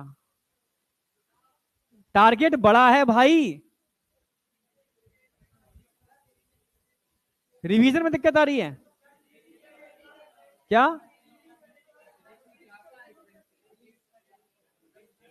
वो हम बढ़ा रहे हैं, केमिस्ट्री कम कर देंगे अभी, वही हम डिस्कस कर रहे हैं कि फिजिक्स की क्लास मिनिमम 5 और मैक्सिमम 6 रखने वाले हैं। वो हम कर रहे हैं, वो डिस्कशन में भी, मीटिंग में था। मैंने बोल दिया फिजिक्स के लिए, मैंने बहुत टाइटली बोल दिया फिजिक्स में एक हमें बढ़िया डाउट फैकल्टी अलग चाहिए। यहाँ फैकल्टी अगर आप मतलब कुछ और बेटर कर सकते हो तो वो ऑप्शन में रखा है, ठीक है। और प्लस अभी फिजिक्स तो तुम्हारी बीएन राइजर ले रहे, कौन ले रहे हैं? कैसा कैसा आ रहा है, मजा आ रहा है? हाँ, तो फिजिक्स में तुम्हें दिक्कत नहीं आएगी। डाउट के लिए हम एक डेडिकेटेड कोई ना कोई रखना चाह रहे हैं, जैसे कि तुम्हें कोई भी 1 या 2 जिससे तुम्हें कोई डाउट आए तो तुम डिस्कस कर सकते हो वहां जाकर के, ठीक है। समझ रहे हो ना मेरी बात? फिजिक्स और केमिस्ट्री में थोड़ा ज्यादा ध्यान है, बायोलॉजी तो मुझे ऐसा लगता है कि बिल्कुल मत पढ़ना, दिसंबर में आके इतना सब कुछ नहीं आता बायोलॉजी। 15 दिन क्लास लगाऊंगा यहीं पर ही बैठा के, 15 दिन लगातार क्लास, 15 दिन के अंदर पूरा बायोलॉजी का मास्टर ना बना दिया तो मैं पढ़ाना छोड़ दूंगा। मैं मजाक नहीं कर रहा हूं मैं। 15 दिन, पर 15 दिन सिर्फ बायोलॉजी पढ़ोगे, समझ रहे हो ना? ये गारंटी, ये मुझे विश्वास है, ये पूरा मतलब गारंटी है कि मैं ऐसा कर दूंगा तो बायोलॉजी में 300 प्लस मार्क्स लेके आओगे। इसलिए मैं बस चिंता इतनी करता हूं कि तुम्हें फिजिक्स केमिस्ट्री मजबूत करनी है। हम दोनों मिलके कराएंगे ना, वो अब ज्वाइंट हो चुके हैं मान लो, बायोलॉजी का मतलब मैं और तरुण सर अब संगी ज्वाइंट हैं, अब तो मतलब जो भी चलेंगे साथ ही लेके चलेंगे। मैं उनके ऊपर विश्वास रखता हूँ, वो मेरे ऊपर विश्वास रखते हैं, ठीक है। समझ रहे हो, हमें पता है हम करा देंगे, समझ गए ना? तभी इस बार बायोमोलिक्यूल मैंने ले लिया, तो मैंने बायोमोलिक्यूल मैं कराता हूँ बच्चों को, कम से कम एक मतलब मैं भी उठा दूंगा बढ़िया तरीके से, कंसेप्चुअल बिल्कुल एकदम सेट करते हुए, वो जिंदगी में भूलोगे नहीं, समझ रहे हो? तो जैसे कि उनका थोड़ा लोड कम हो जाएगा, चीजें थोड़ा मैं, क्योंकि मेरी थोड़ी आदत है, मैं तुम 20 लेक्चर का टॉपिक मुझे दे देना, तुम कहो 10 लेक्चर में कराना है, मैं करा दूंगा, क्वेश्चन नहीं छूटेगा, ये गारंटी है। ये उनको भी विश्वास है, बच्चों को भी थोड़ा सा है फेथ, बच्चे मान लेते हैं, करा दोगे, करा दो, मानते हो ना? बस तो इतना ही विश्वास चाहिए और कुछ भी नहीं। यहां तक कोई डाउट है? हाँ बेटा, हाँ ऐसे मैं बता देता हूँ, कुछ से कुछ भी नहीं है। देख, जैसे मान ले इस बोतल के अंदर मैंने प्रेशर से गैस भर दी, समझ रहे हो ना? और वही गैस बाहर भी है, तो मैं कहूंगा कि इस गैस बोतल के अंदर गैस का पार्शियल प्रेशर, आंशिक दाब, हिंदी में आंशिक दाब बोलते हैं, ज्यादा होगा या कम होगा? ज्यादा होगा ना? अगर मैं ज्यादा वाले आंशिक दाब वाले इसको खोलू, ऊपर कपड़ा बांध दिया, कपड़ा बांधते खोलूंगा, तो कपड़े से गैस अंदर से बाहर निकलेगी, बाहर से अंदर आएगी? अंदर से बाहर क्यों निकल रही है? क्योंकि अंदर आंशिक दाब यानी पार्शियल प्रेशर ज्यादा है, तभी तो निकल रही है। यानी अगर मैं यहां पर रेट ऑफ डिफ्यूजन की बात कर रहा हूं, यानी विसरण की दर, दर किस पर निर्भर कर रही है? Partial pressure. अगर ज्यादा प्रेशर होगा ज्यादा डिफ्यूजन होगा, कम प्रेशर होगा कम डिफ्यूजन होगा, नहीं आई क्या? बस ये तो पार्शियल प्रेशर हो गया, ठीक है। इसलिए ऑक्सीजन का पार्शियल प्रेशर एल्वेलाई के अंदर, अगर मैं पार्शियल प्रेशर ऑफ ऑक्सीजन की बात करूं ना, अभी आगे कराऊंगा मैं, 104 mmHg होता है, और ब्लड के अंदर ऑक्सीजन का पार्शियल प्रेशर निकालू ना, मात्र 40 mmHg होता है। तो ऑक्सीजन कहां से कहां जाएगी? ऊपर से नीचे तो आएगी, हाई प्रेशर से लो प्रेशर की तरफ, सिंपल सी बात है, हाँ या ना? या भी मैं कराऊंगा, अभी प्रेशर पे भी आ रहा हूं आगे जाकर के, एक्सचेंज ऑफ गैसेस के अंदर, ठीक है। तो सीधी से, और दूसरी तीसरी सॉल्युबिलिटी, सॉरी तीसरी सॉल्युबिलिटी, जैसे एटमॉस्फेयर के अंदर जो गैस होती है उसमें मैंने बताया था ऑक्सीजन भी होती है, CO2 भी होती है, नाइट्रोजन भी होती है, इसके अलावा अदर पॉल्यूटेंट गैस भी तो होती है, समझ रहे हो? अगर मैं तीनों की बात करता हूं, नाइट्रोजन, ऑक्सीजन, CO2, नाइट्रोजन तो यहां डिफ्यूज नहीं हो रही, यहां तो ऑक्सीजन और CO2 तो डिफ्यूज हो रही है, क्योंकि नाइट्रोजन सॉल्युबल नहीं है। और एनसीईआरटी लिखती है CO2 की सॉल्युबिलिटी ज्यादा है, इसलिए CO2 का डिफ्यूजन रेट भी ज्यादा होगा। आई या नहीं आई? तो बस इतनी सी बात है। यहां तक कोई डाउट? बेटा कोई डाउट? आगे बढ़ रहा हूं, ठीक है। हाँ हाँ बेटा, वॉल्यूम पूछ रही है या प्रेशर पूछ रही है? वॉल्यूम से नहीं होगा, प्रेशर से होगा। इस जैसे ये बोतल है, इस बोतल के अंदर इतना ही वॉल्यूम आता है गैस का, पर इसी वॉल्यूम को मैं प्रेशर से भरता हूं, जैसे अभी इतना ही वॉल्यूम है, बाहर खोलूंगा तो वॉल्यूम से फर्क नहीं पड़ेगा, प्रेशर, किस तरह प्रेशर से आपने भरा है इसके अंदर, आप समझ रहे हो? जैसे ट्यूब है, ट्यूब के अंदर हवा भरोगे तो उतनी कम हवा आएगी, पर उसी ट्यूब के अंदर जब प्रेशर से हवा भरोगे तो प्रेशर ज्यादा हो जाएगा ना। तो प्रेशर डिपेंड करेगा। बाहर की हवा लंग्स में तभी तो जा रही है क्योंकि अंदर प्रेशर कम है, बाहर प्रेशर ज्यादा है, तभी। समझ रहे हो ना मेरी बात? और अंदर प्रेशर बढ़ा दोगे तो हवा अंदर से बाहर चली जाएगी। भाई प्रेशर ही तो हमेशा फ्लो कहां होता है? हाई से लो की ओर होता है, सिंपल। वॉल्यूम का असर नहीं आएगा। जैसे इस कमरे के अंदर वॉल्यूम कम है, बाहर वॉल्यूम, मैं खिड़की खोलता हूं तो क्या तेजी से हवा अंदर आएगी? क्योंकि अंदर तो हवा पहले से है ना, आप समझ रहे हो? तो हवा अंदर नहीं आएगी। तो वॉल्यूम का फर्क नहीं पड़ रहा है, प्रेशर, प्रेशर। ट्यूब में रख देता हूं, ट्यूब, बाहर का वॉल्यूम ज्यादा है, इस कमरे में ट्यूब रखा है मैंने, ट्यूब भर के हवा, अंदर तो वॉल्यूम कम है ना, पर जैसे मैं बॉल खोलूंगा हवा क्या करेगी? तो वॉल्यूम का फर्क नहीं पड़ा, प्रेशर आई या नहीं आई? तो प्रेशर का खेल है, वॉल्यूम का खेल नहीं है। तो तीन फैक्टर ध्यान रखने हैं, एक थिकनेस हो गया, सॉल्युबिलिटी हो गई, पार्शियल प्रेशर हो गया। अभी तक पार्शियली, इनवर्सली, डायरेक्टली करके नहीं पूछा गया है, हम टेस्ट में रखते हैं जिससे कि तुम्हें दिक्कत ना आए। नीट में भी एनसीईआरटी की इसी लाइन को ऐसे पूछ सकता है, वो एनसीईआरटी बेस्ड ही कहा जाएगा, आउट ऑफ एनसीईआरटी नहीं कहोगे उसको, ठीक है। चलो, हाँ ये वाला हो गया पूरा। अब एक चीज में और ऐड करनी है मुझे, लास्ट। हमारे लंग्स कहां होते हैं बेटा? एक एयर टाइट, क्या बोलते हैं एयर टाइट चैम्बर को? Thoracic chamber. कहां है लंग्स? ठीक है, क्या बोलते हैं इसको? Thoracic chamber.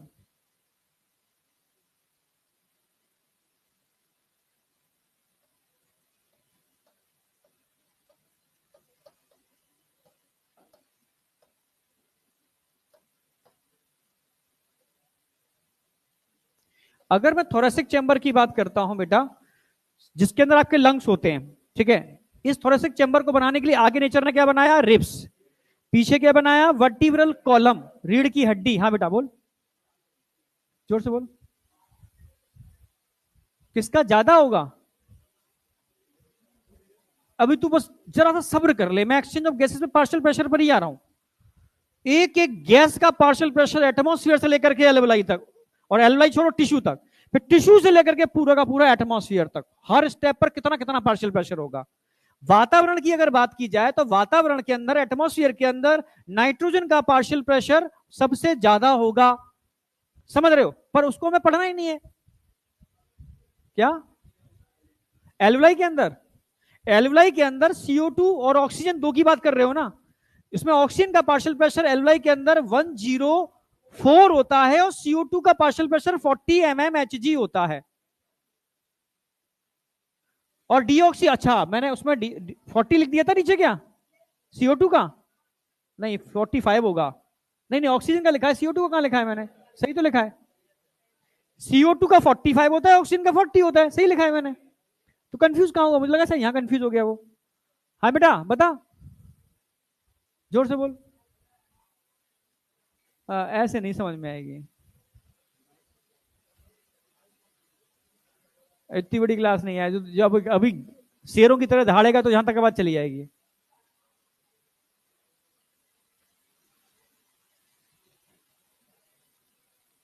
ये एनसीईआरटी मेरे पास ही है, मैं खोल दूं?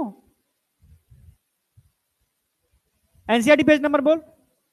अरे वहां क्यों पहुंच गया? बैठ अभी नीचे, वो पढ़ाया ही नहीं है, तू वहां तक पहुंच रहा है। अभी वहां तक मत पहुंचो, मैं अभी पेज पर आ रहा हूँ एनसीईआरटी के। एक्सचेंज, मैंने था ना एक्सचेंज ऑफ गैसेस पढ़ाने वाला हूँ अभी, और एक्सचेंज ऑफ गैसेस पढ़ाऊंगा ना तो इधर ये जो पॉइंट है ना वो क्लियर हो जाएगा। आगे मतलब अभी संग संग चलो ना, कोई और बच्चों का भी फायदा हो, तुम आगे पहुंच जाओगे तो गड़बड़ हो जाएगा। थोरेसिक चैम्बर, अब थोरेसिक चैम्बर को बनाने के लिए आगे तो क्या होता है? आगे की साइड में जरा बताओ, स्टर्नम होगा, ठीक है, और पीछे की साइड क्या होंगे? वर्टिकल कॉलम होंगे। मान लो वर्टिकल कॉलम है,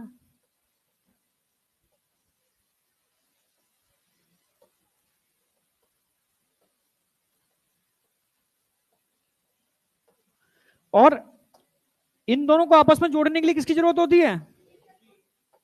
रिब्स।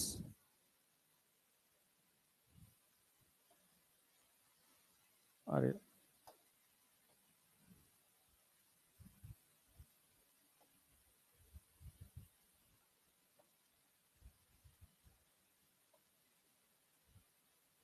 ठीक है, इस तरह का स्ट्रक्चर होगा, मान लो ऐसे ही अगर, ठीक है, ऐसे घूम गया पीछे, ऐसे इधर भी होगा। अच्छा, स्टर्नम वेंट्रल साइड पे होता है, डोर्सल साइड पर होता है? ये कहां होंगे? ये कहां होंगे? इसमें कोई डाउट है? ये तो स्टर्नम हो गया,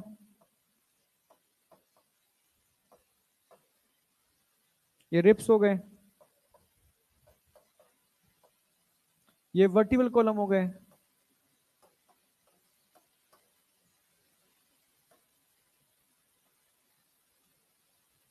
अब समझ रहे हो ना मेरी बात? तो अगर मैं थोरेसिक चेंबर की बात करता हूं, इस थोरेसिक चेंबर को वेंट्रली कौन बनाता है? डॉर्सली कौन बनाता है? ठीक है, लेटरली कौन बनाता है?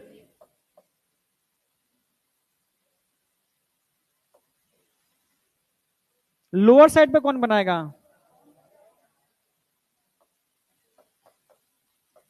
अब देखो, समझना मेरी बात, ये पूरा थोरेसिक चैम्बर है, ठीक है, ये स्टर्नम है, पीछे वर्टिकल कॉलम हो गए, ये रिब्स हो गए। तो ये सारे सारे ऐसे जुड़े हुए हैं इस तरीके से, ये तो पता है ना आपको पूरा पूरा। और रिब्स के बीच में भी यहां पर मसल्स होते हैं, रिब्स के बीच में भी इंटरकोस्टल मसल्स होते हैं, इंटरकोस्टल मसल्स होते हैं इनके बीच में, पता है ना? एकदम एयर टाइट बना देंगे इसको, बिल्कुल एयर टाइट, लीक ही ना हो पाए एयर।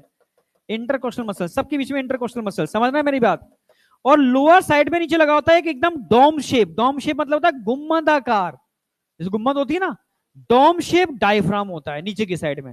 डोम शेप डायफ्राम नीचे से बंद कर रहा है, लेटरल साइड में रिब का पूरा ढांचा आ गया, समझ रहे हो? आगे स्टर्नम से जुड़ी हुई है रिब्स, पीछे वर्टिकल कॉलम से जुड़ी हुई है, बीच में मसल्स हैं, और एकदम एयर टाइट चैम्बर बन गया। इस एयर टाइट चैम्बर को बोलते हैं थोरेसिक चैम्बर। तुम समझ पा रहे हो ना? क्या बोलेंगे इसको? Thoracic chamber. इस थोरेसिक चैम्बर के अंदर होते हैं आपके लंग्स। लंग्स सॉलिड होते हैं, सॉलिड का मतलब पत्थर जैसे नहीं, सॉलिड का मतलब उनमें कैविटी नहीं होती, समझ रहे हो? सॉलिड का मतलब कैविटी नहीं होती, स्पॉन्जी होते हैं, लाइक अ स्पंज, पोरस होते हैं, समझ रहे हो ना? जैसे अगर सोचो स्पंज, तुम मैंने बच्चों से पूछा, सर हम सांस लेते हो तो लंग्स फूलते हैं, मैं लंग्स नहीं फूलते। अगर लंग्स फूलते होते तो बैलून है, बैलून। अब तुमसे कहा बैलून फुलाओ, तो बैलून फुला रहे हो, हवा जा रही है, क्या बैलून की वॉल से हवा लीक हो रही है क्या? अगर हवा लीक नहीं हो रही है तो मानो बैलून्स के आसपास ब्लड वेसल्स का डेंस नेटवर्क है, तो ब्लड में हवा जाएगी कैसे, ऑक्सीजन जाएगी कैसे? इसका मतलब लंग्स आपके, समझ रहे हो, उनका वॉल्यूम नहीं बढ़ रहा, वो तो स्टेबल है, वो पोरस है स्पॉन्ज की तरह, और उनके चारों तरफ ब्लड वेसल्स का डेंस नेटवर्क है। जो एक्चुअल में लंग्स एक चैम्बर के अंदर है, वो चैम्बर का वॉल्यूम बढ़ रहा है, वो एयर टाइट है, घट रहा है, बढ़ रहा है, घट रहा है। वॉल्यूम बढ़ता है तो अपने आप बाहर से एयर अंदर चली जाती है लंग्स के अंदर, और लंग्स से डिफ्यूज होकर ब्लड में चली जाती है। वॉल्यूम कम होता है तो यही एयर लंग्स से होती हुई बाहर निकल जाती है ब्लड में से, ब्लड से लंग्स में, लंग्स से बाहर। यानी लंग्स और ब्लड, समझ रहे हो, ब्लड वेसल्स ये थोरेसिक चैम्बर के अंदर हैं। समझे नहीं समझे? किसके समझ में नहीं आई? हाँ कोई नहीं, पूछो यार, कोई दिक्कत नहीं। जैसे मान लो ये आपके लंग्स हैं, तुम वो मत देखना आजकल क्या दिखाते हैं ये लोग, यूट्यूब पर शॉर्ट्स बना बना के डाल देते हैं, और ये शॉर्ट्स बना बना करके बच्चों को कंफ्यूज कर देते हैं, कुछ भी डाल देते हैं अपनी बात को, बस व्यूअर्स। आज की डेट में यूट्यूब सबसे ज्यादा, मतलब खराब तो नहीं बोलेंगे, उसको यूज करो तो अच्छा भी है, मतलब डाइवर्ट करने वाला है। इंसान अपनी व्यूअरशिप के लिए जान तक दे देगा। सोचो, झूठ तो बोलना बड़ा कॉमन है, झूठ बोलना तो बड़ा कॉमन है, मतलब कुछ भी करने को तैयार है भाई, पागल हो चुका है, फैमिलियां बर्बाद हो गई सोचो इसके चक्कर में। अब पता है आपको, अब जैसे आजकल नए नए बच्चे, तुम्हें इसलिए बोल रहा हूँ नेक्स्ट ईयर तुम सेलेक्ट हो तुम भी गड़बड़ करने वाले हो, मुझे पता है, ठीक है? बच्चे सेलेक्ट होते हैं तो चस्का चढ़ जाता है, आप तो यूट्यूबर बनना है, ठीक है, समझ रहे हो? जाति पर चैनल खोलते हैं, चैनल खोल करके अब व्यूअरशिप लाने के लिए भाई उनका फर्ज ये है कि अपनी आगे जनरेशन को सही डायरेक्शन दो, भाई सही बातें बताओ, मैंने कहा भी उन बच्चों, कई मतलब जो थे उनको बताया मैंने, यार तुम सही क्यों नहीं बोलते हो कि भाई 1 महीना बचा है, अभी भी सिलेक्शन हो सकता है, 1 महीने की स्ट्रेटजी। 15 दिन बच्चे हैं, अभी भी सिलेक्शन हो सकता है, 15 दिन की स्ट्रेटजी। क्यों तुम बेवकूफ बना रहे हो? तो वो कहते हैं सर तो हम तो अपने व्यू बढ़ा रहे हैं। बच्चा ही बेवकूफ है, नहीं आया क्या? बच्चा ही सर बेवकूफ है, हम थोड़ा बना रहे हैं, हम तो डाल रहे हैं, चलो खूब, हम तो पागलपंथी वाले डाल रहे हैं, देख क्यों रहा है वो? तो सर देखो हमारे व्यू सबसे ज्यादा है, अब अगर अच्छे ढंग से पढ़ा लो और आपके व्यू आ जाए तो बता देना। वो मुझे समझाते हैं, नए बच्चे जो यूट्यूबर बन गए हैं, तो कई उसमें हमने बुलाया उनको, मतलब इंट्रोड्यूस किया, तो मैंने डिस्कशन किया, तो भाई तुम ये क्या बच्चों को बेवकूफ बनाते रहते हो कि 15 दिन 20 दिन 8 दिन, ये अब तुम ये कर लो, अब तुम वो कर लो, अब ये कर लो, और उनके लाइव्स भी आ रहे हैं और व्यू भी आ रहे हैं। तो वो कहते हैं सर उसमें दिक्कत क्या है? अगर बच्चा ही बेवकूफ है तो बनाना क्या है, तो है ही बेवकूफ। मुझे तो व्यू बना बढ़ाने अपने, और मुझे भाई उसका रेवेन्यू भी नहीं कुछ आता है इनका, तो वो मुझे चाहिए। अब देख रहे हैं लोग तो हम बना रहे हैं। तभी तो मैं कहता हूं, समझ गया ना मेरी बात? मैं एक एक छोटी सी चीज से मैं बड़ा इन्फ्लुएंस था, अपने बेटे को भी समझाता हूँ यार, समझ जाए तो। मैंने कि अब अभी की बात नहीं कर रहा, थोड़ा पहले जब हम लोग टीवियां चलती थी तो उस समय मर्सिडीज और बीएमडब्ल्यू के ऐड नहीं आते थे, हम लैम्बोर्गिनी नहीं जानते थे, मैं सही बताऊं। समझ रहे हो? वही गाना नहीं आया लैम्बोर्गिनी, क्या था वो, लैम्बोर्गिनी चलाए जाने क्या कुछ करके था, हाँ वो सुना मैंने। तब लैम्बोर्गिनी देखी, अच्छा ऐसी होती है, ठीक है ठीक है। रोल्स रॉय जितनी भी गाड़ियां ये हम नहीं जानते थे यार, बीएमडब्ल्यू मर्सिडीज ही सुनी थी, वही देसी वही जानते थे, ठीक है।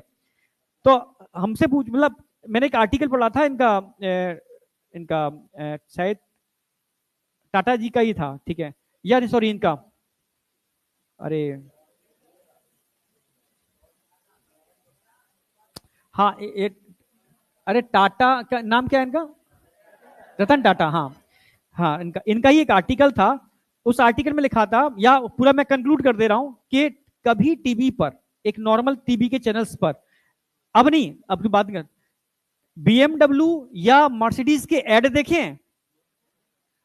क्योंकि एक्चुअल में बीएमडब्ल्यू मर्सिडीज वही खरीद सकते हैं जो, समझ रहे हो ना, इसकी औकात रखते हैं, और जो उसकी औकात रखते हैं वो कभी टीवी नहीं देखा करते हैं। समझ रहे हो ना मेरी बात? वो टीवी नहीं देखते, उनके वो टाइम की वैल्यू समझते हैं। तो मैं वही तुम्हें कहना चाहता हूं, तुम यूट्यूब के पीछे जो भाग रहे हो ना, तुम क्रिएटर नहीं हो, तुम यूजर्स हो। मैं सच कह रहा हूं, क्रिएटर वो होता है जो, जैसे मेरा मेरा बेटा है, वो गेम एम नहीं, छोटा सा ही गेम, पता नहीं बच्चों में कहां से आ गया, तो अरे बड़े बड़े छोटे तो बड़े बड़े पागल हुए जा रहे हैं गेम के लिए। मतलब बड़े बड़े, तुम भी हो रहे होगे, मुझे पता नहीं तुम्हारा, पर बड़े बड़े लोगों को देखा है गेम में लगे पड़े हैं, फालतू टाइम में गेम है, मेट्रो में देख रहा हूँ गेम में, मैंने क्या वो क्या रहा है? तो मैंने उसको समझाया, तू भाई इतना ही गेम है तो गेम बना ना, उनका यूजर क्यों बनना है भाई? गेम बनाओ, क्रिएटर बनो, तुम तो यार उनका जरिया बनने हो उनका। तो इसलिए मैं कह रहा हूं बेटा कि पगला मत जाओ यार, अपनी बुद्धि का यूज करो, तुम सही क्या कर रहे हो, गलत क्या कर रहे हो, तुम्हारे लिए सही क्या है, गलत क्या है, समझ गए? बस ये चीज मैंने सबको समझा रहा हूं, तुम्हें भी समझा रहा हूं, जनता पागल हुई जा रही है। ऐसा कोई भी, जैसे अभी एक कल ही था, मुझे एक सर एक दिखा रहे थे, सर देखो ये वीडियो बड़ा वायरल हो रहा है, ठीक है, तो मैंने क्यों वायरल हो रहा है, एक कोई तुमने भी देखा होगा, कोई एक जो जो स्लम लोग होते हैं ना, जो सड़क पर जो मूव करते हैं मांगते हुए, तो उसने डांस वांस करके दिखा दिए वो कुछ, तो डांस का शायद उसने कोई वीडियो बना लिया होगा किसी ने कुछ करके, ठीक है, वो न्यूज यूज कहीं चल रहा है वो तनी ऐसी, तो वो वायरल हो गया। तो समझ गए ना क्या हो रहा है? मतलब सोच कहां है पता नहीं, वो वायरल, थोड़ा 2 मिनट का डांस करके दिखा दिया उसने, वो वायरल हो गया। एक अचानक एक दिन मुझे एक मित्र थे, वो भी मेरे सिवा बहस हो जाती है, तो उन्होंने मुझे एक वीडियो दिखाया, एक कोई था जो एनिमल्स पर अत्याचार करता था, वो एनिमल्स के बच्चों को नहीं, छोटे छोटे पिल्ले होते हैं, पकड़ के मार रहा है, वो उठा के फेंक रहा है, उसके वीडियो बिलियंस व्यूज आ रहे हैं भाई। वो मैं फिर उसको देखे, मैंने इसका मतलब अगर लोग इतना देख रहे हैं तो लोगों की सोच का मतलब क्या स्तर है? मैं तभी तो मैं उन बच्चों से बोलता हूं कि जो तुम्हें भीड़ दिख रही है ना मेडिकल में तैयारी की, ये भीड़ ही है, तैयारी सिर्फ 10% बच्चे मुश्किल से कर रहे हैं। जो तुम भीड़ देख रहे हो ना, 25 लाख डेटा चला गया, तुम डरना मत, उस 25 लाख में से मैं सही कह रहा हूं हजारों में डेटा नहीं है, तैयारी कर रहे हैं, उसे भीड़ है। भीड़ के कारण बता दूं, ऑनलाइन सस्ता हो गया है, कोई भी ले लेते हैं, चलो फॉर्म तो भरेंगे ही भरेंगे ना, ऑनलाइन लेंगे तो, आप समझ रहे हो ना? तो वो एक्चुअल में तुम्हारे कॉम्पिटिटर नहीं है, वो तुम्हारे कॉम्पिटिटर है ही नहीं, ठीक है। या जिनके थोड़े से मार्क्स अच्छे आ गए, लाभ फॉर्म तो डाल ही देते हैं, ठीक है, बोर्ड में अच्छे मार्क्स आ गए, या कुछ ऑब्जर्वेशन नहीं है, चलो ठीक है ये कर रहा है हम भी कर ही लेते हैं। तो मतलब भीड़ है एक, यूट्यूब पर फ्री में कुछ मतलब जैसे मान लो कुछ लेक्चर देख लिया, उसको लगा यार मैं कर सकता हूँ, फॉर्म तो डाल के देख लेता हूँ, तो सिर्फ हेड एंड ट्रायल मार रहे हैं। एक्चुअल में सिलेक्शन के लिए जो फाइट हो रही है वो 10% की हो रही है। अब तुम देख लो तुम 10% में आते हो नहीं आते, 10% में अपनी फाइट मार लो और टॉप रैंक ले लो, भीड़ से मत डरना बस, समझे नहीं समझे। पर 10% में 2% ऐसे बच्चे भी हैं जो पागलों की तरह काम कर रहे हैं, मतलब बहुत ज्यादा, मतलब वो तो डिसाइडेड है, ये तो छोड़ मतलब उनसे असली फाइट तुम्हारी उनसे है, समझ रहे हो। जो बच्चा पूछ रहा था मैं उसको बता रहा हूं, एक्चुअल में क्या होता है, सारे के सारे ब्लड वेसल्स इनके चारों तरफ होते हैं, इनके चारों तरफ सारे ब्लड वेसल्स, ये इनके चारों तरफ होंगे, इसके चारों तरफ ब्लड वेसल्स इनके चारों तरफ होंगे इस तरीके से, ठीक है। मैंने सॉलिड इसलिए बोला क्योंकि 300 मिलियन एल्वलाई होते हैं, एक आधा नहीं, एक टेनिस कोर्ट के बराबर, समझ रहे हो। इतने सारे एल्वलाई जरा से लंग्स के अंदर है तो एकदम कंडेंस फॉर्म में होंगे, पर पोरस होंगे, आप समझ रहे हो। और ये पूरे के पूरे लंग्स किसमें, एक एयर टाइट चैम्बर में, एयर टाइट चैम्बर, ये थोरेसिक चैम्बर। अब तुम वॉल्यूम बढ़ाओगे इस चैम्बर का बढ़ाओगे, वॉल्यूम घटाओगे इस चैम्बर का घटाओगे, तो एयर यहां से लंग्स में, लंग्स से ब्लड में, ब्लड से इसमें, तो एयर का जो एक्सचेंज हो रहा है इनके बीच में, वो चैम्बर के वॉल्यूम बढ़ने और घटने की वजह से हो रहा है। आई या नहीं आई? कौन बच्चा पूछ रहा था? हम बेटा आई क्या नहीं आई? नहीं आई भाई, ये तो लंग्स हैं आपके, पोरस हैं, स्पॉन्ज की तरह, इनके चारों तरफ ब्लड वेसल्स हैं। ये लंग्स, जिसके ये लंग्स है, ये थोरेसिक चैम्बर है, ये वॉल्यूम बढ़ेगा घटेगा, वॉल्यूम बढ़ेगा घटेगा, तो एयर इनमें जाएगी फिर एयर बाहर निकलेगी, एयर जाएगी ब्लड उसके बीच में एक्सचेंज होकर बाहर निकलेगी, इसके वॉल्यूम के बढ़ने घटने की वजह से। आई या नहीं आई? अब आया, ठीक है, बहुत बढ़िया, आ तो गया, आना चाहिए।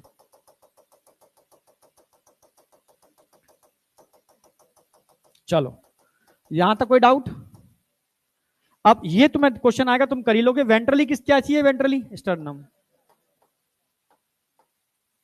डॉर्सली क्या है? Vertebral column. लेटरली क्या है? रिब्स। लोअर साइड पर क्या है? डायफ्राम।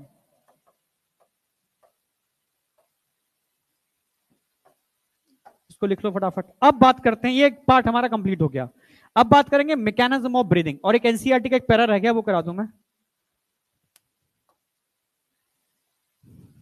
एनसीईआरटी का पैरा कहता है कि जो चैम्बर जो तुम्हें दिखाया ना मैंने, एनाटॉमिकल सेटअप, एनाटॉमिकल सेटअप समझते हो ना, ये एक एनाटॉमी है जिसके अंदर वो जो सिस्टम बनाया, तो ये क्या बताता है कि हमारे लंग्स एक एयर टाइट चैम्बर में होते हैं, लंग्स एक एयर टाइट चैम्बर में होते हैं। किसमें होते हैं? एयर टाइट चैम्बर में, जिसको हम क्या बोलते हैं? थोरेसिक चैम्बर बोलते हैं। ये डॉर्सली किससे मिलकर बना होता है? Vertebral column. वेंट्रली किससे मिलकर बना होता है? स्टर्नम। लेटरली किससे मिलकर बना होता है? रिब्स। एंड लोअर साइड पर डोम शेप, डोम शेप समझते हो? डोम मतलब होता है गुम्मद जैसा, गुम्मदाकार, आप समझ रहे हो, डोम शेप गुम्मदाकार, गुम्मदाकार डोम शेप डायफ्राम होता है। और ये जो एनाटॉमिकल सेटअप है, ठीक है, anatomical setup of lungs in thorax is such that any change in the volume of thoracic cavity will be reflect the lungs cavity. अगर थोरेसिक चैम्बर का कोई भी वॉल्यूम चेंज होगा तो उसका सीधा इफेक्ट कहां पड़ेगा? आपके लंग्स के ऊपर पड़ेगा, आप समझ रहे हो। तो थोरेसिक चैम्बर बढ़ेगा तो सीधा लंग्स की कैविटी में एयर एंटर करेगी, घटेगा बाहर निकलेगी, आप समझ रहे हो। और ये कहना चाह रहे हैं कि सच एन अरेंजमेंट, ये जो अरेंजमेंट है जो असेंशियल है ब्रीदिंग के लिए, अगर ये अरेंजमेंट नहीं होता तो डायरेक्टली पल्मोनरी वॉल्यूम को चेंज करना पॉसिबल ही नहीं है, आप समझ रहे हो। ये वॉल्यूम तुम चेंज कर पा रहे हो क्योंकि यहां रिब्स है, पीछे वर्टिकल कॉलम है, आगे स्टर्नम है, और रिब्स के बीच में जो मसल्स होते हैं उनको कॉन्ट्रैक्ट करा के आप रिब्स को उठाते हो, रिलैक्स करा के रिब्स को नीचे लाते हो, कॉन्ट्रैक्ट करा के रिब्स को उठाते हो, समझ रहे हो, रिलैक्स करा के रिब्स को नीचे लाते हो। तो धीरे धीरे आप रिब्स को उठा रहे हो, रिब्स को नीचे ला रहे हो, रिब्स को उठा रहे हो, रिब्स को ला रहे हो, जिससे वॉल्यूम बढ़ रहा है घट रहा है। ये तो डायफ्राम डोम शेप है, डायफ्राम कॉन्ट्रैक्ट कराते हो फ्लैट होता है, फिर कॉन्ट्रैक्ट होता है, फिर फ्लैट होता है, तो वॉल्यूम बढ़ रहा है, वॉल्यूम घट रहा है। तो कहीं ना कहीं ये एनाटॉमिकल सेटअप वॉल्यूम को बढ़ाता है और वॉल्यूम को घटाता है। अगर ये एनाटॉमिकल सेटअप नहीं होता तो ये मसल्स कॉन्ट्रैक्ट, समझ रहे हो, मतलब वॉल्यूम बढ़ता घटता ही नहीं, सिंपल सी बात है। तो वही कहना चाह रहे हैं कि ये एनाटॉमिकल सेटअप ब्रीदिंग के लिए बहुत एसेंशियल है, अगर ये नहीं है तो ब्रीदिंग पॉसिबल नहीं है। यानी आप पल्मोनरी वॉल्यूम को डायरेक्टली अल्टर नहीं कर सकते। कोई डाउट? पक्का? आगे बढ़ू? ठीक है, चलो अब बात करेंगे मैकेनिज्म ऑफ ब्रीदिंग की। ठीक है, सीधे मैकेनिज्म पर आ रहा हूं मैं। अब ब्रीदिंग है क्या? अभी मैंने बताया ब्रीथिंग क्या है। एयर का फ्लो हमेशा हाई प्रेशर से, एयर का प्रेशर फ्लो हमेशा कहां से कहां होता है? तू सो रही थी? हाँ, नींद आ जाती है, कोई दिक्कत नहीं, मुझे भी आ जाती है। ठीक है, एक तो भूख का टाइम हो रहा है ना तुम्हारा, 2 बजे छोड़ दूंगा। ठीक है, 2 बजे छोड़ दूंगा, टेंशन मत करना। पर आधा घंटा बचा है, कहते ना और गई थोड़ी रही, और गई थोड़ी रही, अब रही किनारे आए। समझे मेरी बात क्या है? नहीं समझे? समझ गए? मतलब जब इंसान थक जाता है और उसकी मंजिल सामने आ रही होती है तो उसका जोश और जुनून कई गुना बढ़ जाता है। बहुत थका हुआ है लेकिन अरे वो मंजिल आ गई, दम लगा दो पूरी अपनी। हाँ, समझ में आया ना? तो क्योंकि समझो एक नौका है, नौका में वो बैठा हुआ है, वो कह रहा है कि थक गया मैं, तो कहता अभी थक मत, अभी थक मत, मंजिल सामने है, और गई थोड़ी रही, अब रही किनारे आए। अब किनारे पे आ गए, दम लगा दे पूरी की पूरी। नहीं आया क्या? तो उसको दम आ जाती है। अगर उसको मंजिल नहीं दिखती, दिख ही नहीं है, तो जोश उसका ठंडा हो जाता, शायद वो थक जाता और मामला बिगड़ जाता। पर मंजिल दिख गई, 2 बजने वाले हैं, समझ में आया? तो जितना है उतना करा देंगे, ठीक है, टेंशन मत करो, बस सो मत यार, सोने से मामला बिगड़ जाएगा। इसमें एक मसल्स को मैं हटा रहा हूं जरा, वो तुम्हारे काम की नहीं है, एमबीबीएस में पढ़ोगे, एनसीईआरटी में इसका कोई जिक्र ही नहीं है। तो मैं सिर्फ 2 मसल से फोकस करना है, एक इंटरनल एक एक्सटर्नल। मान लो मैं दिख पा रहा हूं क्या? अच्छा, तो दिख जाऊंगा मैं, हाँ सही है, सही है। मैं तुम समझ गए, मुझे लगता तुम मुझे देख रहे हो, तुम कैमरे को देख रहे हो। देखो कैमरे को देखो, कोई नहीं, कैमरे को देखो, कैमरे के सामने आ गया। ये जो है मान लो, बोतल दियो, ये मान लो स्टर्नम है और मेरे रिब्स स्टर्नम से जुड़े हुए हैं। मैं वर्टिकल कॉलम हूं और रिब्स वर्टिकल कॉलम से जुड़े हुए हैं, ठीक है। ये रिब्स का पोस्चर है। रिब्स के बीच में इंटरकोस्टल मसल्स होते हैं। अगर रिब्स ऊपर जाते हैं, मसल्स कॉन्ट्रैक्ट करते हैं तो रिब्स ऊपर जाते हैं, मसल्स रिलैक्स करते हैं तो रिब्स वापस नीचे आते हैं। ऊपर जाएंगे वॉल्यूम बढ़ रहा है घट रहा है? नीचे जाएंगे तो? ऊपर जाएंगे तो? इसमें कोई डाउट है किसी को? ये एक्चुअली ब्रीदिंग के टाइम पर यही होता है, ये कॉन्शियस ब्रीदिंग है। कॉन्शियस समझते हो? कॉन्शियस का मतलब है सोच समझ के करने वाली ब्रीदिंग। तुम अभी इस समय अनकॉन्शियस ब्रीदिंग कर रहे हो। कॉन्शियस का मतलब है बिना सोचे, सोच समझ के। अनकॉन्शियस का मतलब है बिना सोचे समझे। अभी तुम सोच समझ के ब्रीदिंग कर रहे हो, कोई नहीं कर रहा ना। तुम एक्चुअल में अपनी इंटरकोस्टल मसल्स को यूज ही नहीं कर रहे हो, तुम डायफ्राम से ब्रीदिंग कर रहे हो। लगभग 70% ब्रीदिंग अनकॉन्शियस ब्रीदिंग होती है। 70 क्या, कई कई 80%, 80% तक करते हैं अनकॉन्शियस ब्रीदिंग।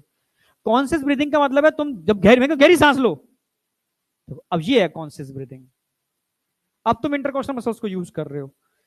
तभी तो कहते हैं रोज सुबह उठ के 5-10 मिनट ब्रीथिंग एक्सरसाइज किया करो, कॉन्शियस ब्रीथिंग एक्सरसाइज, जिससे कि अगर ब्रीथिंग एक्सरसाइज करोगे तो ब्लड का फ्लो बढ़ेगा, वो मसल्स मजबूत बनेंगे, माइटोकॉन्ड्रिया मेंटेन रहेगा, तो इमरजेंसी पड़ने पर ये तुम्हारी सपोर्ट कर पाएंगे, तो सपोर्ट नहीं करेंगे। समझ में आया नहीं आया? तो अभी मैं बात कर रहा हूं कॉन्शियस ब्रीथिंग की। कॉन्शियस समझ में आ गया ना? कॉन्शियस ब्रीथिंग के टाइम पर ये रिप्स ऊपर होते हैं, फिर नीचे होते हैं, ठीक है। ऊपर कब होंगे? जब इनके बीच में मिलने वाले मसल्स में कॉन्ट्रैक्शन होगा, ऊपर होंगे, रिलैक्स करेंगे नीचे। अब समझ में आया? जब ये ऊपर होंगे तो वॉल्यूम बढ़ेगा घटेगा? वॉल्यूम बढ़ेगा तो अंदर वैक्यूम क्रिएट होगा, मतलब इंट्रा पल्मोनरी प्रेशर बढ़ेगा घटेगा?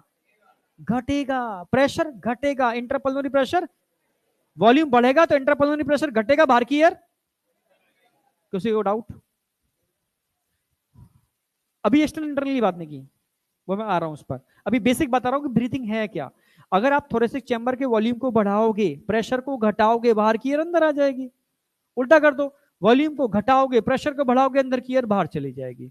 तो एक्चुअल में ब्रीथिंग या ventilation alternate contraction and relaxation of 2 types of muscles, 2 प्रकार की पेशियों का निरंतर कॉन्ट्रैक्शन और रिलैक्सेशन ही ब्रीथिंग है। आई? अरे आई या नहीं आई? इसमें डायफ्राम के मसल्स आते हैं और इसमें इंटरकोस्टल मसल्स आते हैं। इंटरकोस्टल यानी कोस्टल के बीच मिलने वाले मसल्स, समझ रहे हो ना? अरे हाँ ना तो बोल दिया करो। हाँ, थोड़ी तो एनर्जी लेके आओ, बीटी सर सारी एनर्जी ले लेते हैं तुम्हारी। और मैं कल कह दूंगा यार, मेरी बात क्लास रखो। मेरी क्लास में जाते ही आपकी क्लास के बाद मेरे बच्चे एकदम ठंडे पड़े होते हैं, दम ही नहीं होती उनके अंदर। ये तो लास्ट क्लास और एनर्जी तुम खत्म, तो गड़बड़ हो जाएगा सारा सारा।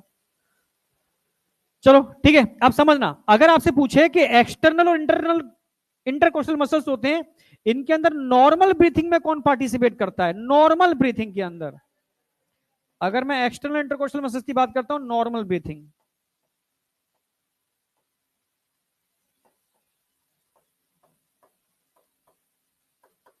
हमेशा यही पार्टिसिपेट करेंगे। और जब भी मैं इंटरनल की बात करूंगा, फोर्सफुल कह सकते हो, फोर्सफुल ब्रीथिंग।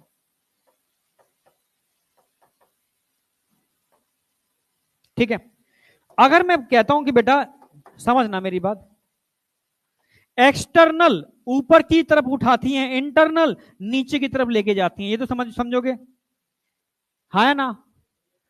अगर मैं एक्सटर्नल इंटरकोस्टल मसल्स की बात करता हूं, ये नॉर्मल कंडीशन में समझना, तो ये क्या करेंगे? रिब्स को ऊपर लेके जाएंगे, कॉन्ट्रैक्ट करेंगे, तब रिलैक्स करेंगे, रिब्स कहां गए? वापस नीचे, कॉन्ट्रैक्ट करेंगे, रिब्स कहां गए? ऊपर, रिब्स नीचे। ये एक्सटर्नल इंटरकोस्टल मसल्स की बात कर रहा हूं। अब इंटरनल की बात करते हैं, जब आप दौड़ते हो, भागते हो, तो आप फोर्सफुली एयर को बाहर निकालते हो, तब इंटरनल इंटरकोस्टल मसल्स रिब्स को कहां आएंगे? और पास लेकर के आएंगे। नहीं समझ में आया? रिलैक्स करेंगे तो दूर, तो कॉन्ट्रैक्ट करेंगे पास, उल्टा हो रहा है ना? जब एक्सटर्नल इंटरकोस्टल मसल्स कॉन्ट्रैक्ट करते हैं, रिब्स ऊपर जाते हैं, यानी कॉन्ट्रैक्ट करते हैं, तब रिलैक्स करते हैं, रिब्स नीचे आते हैं, वॉल्यूम कम हुआ। कॉन्ट्रैक्ट करने पर वॉल्यूम बढ़ा, रिलैक्स करने पर वॉल्यूम घटा, कॉन्ट्रैक्ट करने पर वॉल्यूम बढ़ा, रिलैक्स करने पर वॉल्यूम घटा। अब इंटरनल की बात करता हूं, इंटरनल जब कॉन्ट्रैक्ट करते हैं तो वॉल्यूम बढ़ता नहीं है, घटता है, उल्टा। रिलैक्स करने में वॉल्यूम बढ़ता है। कोई डाउट? बस इतनी सी बात ध्यान रखनी है आपको। नॉर्मल ब्रीथिंग के टाइम पर दो कंडीशन होगी, कॉन्ट्रैक्ट एंड रिलैक्स। जब ये कॉन्ट्रैक्ट करेंगे तो वॉल्यूम इंक्रीज,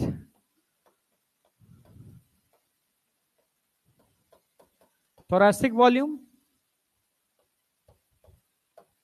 रिलैक्स करेंगे तो डिक्रीज,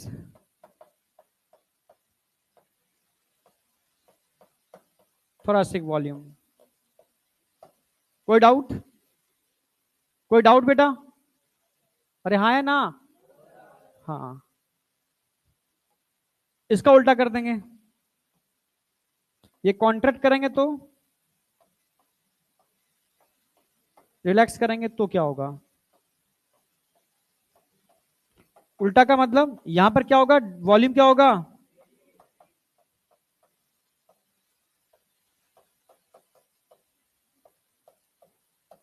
और इंक्रीज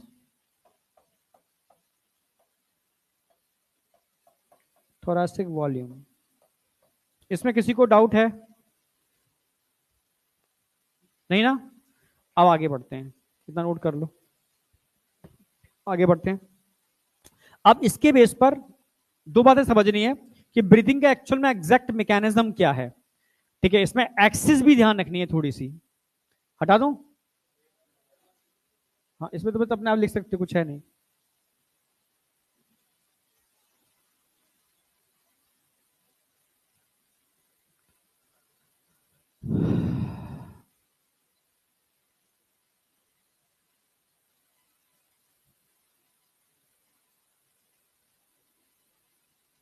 आगे बढ़ा रहा हूं। अब जैसे मान लो ये स्टर्नम है,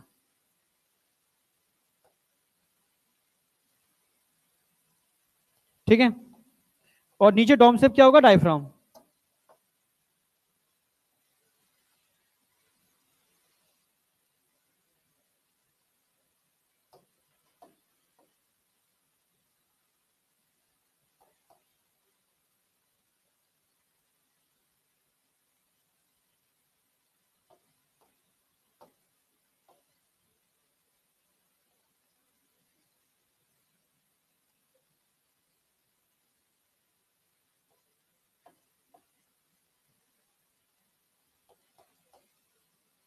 ठीक है, और डायफ्राम यहां जुड़ा होगा इस तरीके से, और यहां पर रिप्स भी होंगे।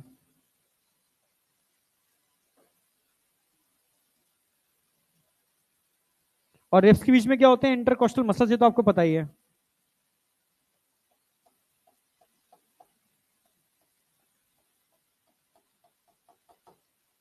कोई डाउट? समझ में आ गया ना? अगर मैं आपसे कहूं कि डायफ्राम अगर कॉन्ट्रैक्ट करेगा तो डोम शेप रहेगा या फ्लैट हो जाएगा?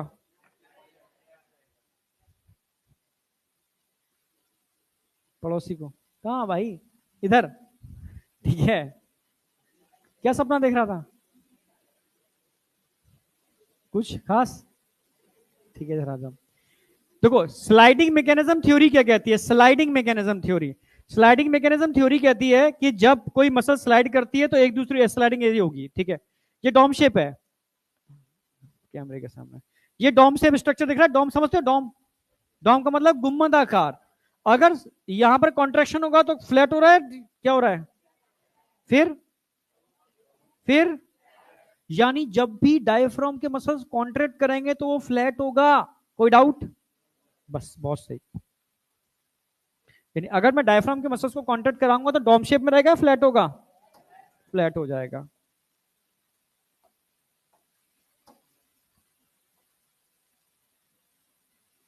ठीक है, फ्लैट हो गया। अच्छा, डायफ्राम तो फ्लैट हो गया। अगर मैं एक्सटर्नल इंटरकोस्टल मसल्स को कॉन्ट्रैक्ट कराऊंगा तो ऊपर ऊपर उठाएंगे ना, ये रिप्स ऊपर चले जाएंगे ना? रिप्स ऊपर जाएंगे भाई, नीचे हैं, ऊपर उठ गए। और जब ऐसा होगा तो डायफ्राम, सॉरी, स्टर्नम भी ऊपर उठेगा। जैसे स्टर्नम पे हाथ रखो, गहरी सांस लो। अब देखो, स्टर्नम ऊपर अब जा रहा है, नहीं जा रहा? हाँ, तो जब भी रिप्स ऊपर जाएंगे, कॉन्शियस ब्रीदिंग करोगे तो स्टर्नम भी ऊपर जाएगा। और टोटल वॉल्यूम बढ़ेगा घटेगा? बढ़ेगा। अब वॉल्यूम ये हो गया, ये ऐसे। इसमें किसी को कोई डाउट है, समस्या? अरे हाँ या ना? क्या यस सर? समस्या है नहीं? Yes sir. फौज में भर्ती होने लायक हो तुम तो बस। अरे बस, यस सर। समस्या है? Yes sir. नहीं है? Yes sir. ठीक है, कोई नहीं, ठीक है। तो सीधी सी बात है, सीधी सी बात है, ये ऐसे और ऐसे वॉल्यूम बढ़ रहा है ना पहले से। अगर ऊपर वाला पार्ट एंटीरियर है तो नीचे वाला पार्ट पोस्टीरियर नहीं होगा? अगर मैं आपसे कहूं डायफ्राम के मसल्स कॉन्ट्रैक्ट और रिलैक्स करते हैं तो किस अक्ष, ये एक्सिस में वॉल्यूम बढ़ेगा घटेगा? एंटीरियो पोस्टीरियर एक्सिस में तो बढ़ेगा घटेगा, इसमें तो डाउट नहीं है ना किसी को। भाई ऊपर एंटीरियर होता है, नीचे पोस्टीरियर होता है, आगे वाला पार्ट वेंट्रल होता है, पीछे वाला पार्ट डोर्सल होता है। जब भी डायफ्राम के मसल्स कॉन्ट्रैक्ट और रिलैक्स करेंगे तो हमेशा एंटीरियो पोस्टीरियर एक्सिस में वॉल्यूम बढ़ेगा और घटेगा। कोई डाउट? पीछे ओनली एंटीरियो पोस्टीरियर एक्सिस, और कोई एक्सिस है ही नहीं इसके अंदर। ठीक है, तो अगर मैं आपसे कहूं कि डायफ्राम के मसल्स कॉन्ट्रैक्ट कर रहे हैं तो क्या होगा? Contraction of diaphragm muscles, contraction and relaxation, कुछ भी कह सकते हो, कॉन्ट्रैक्शन एंड रिलैक्सेशन।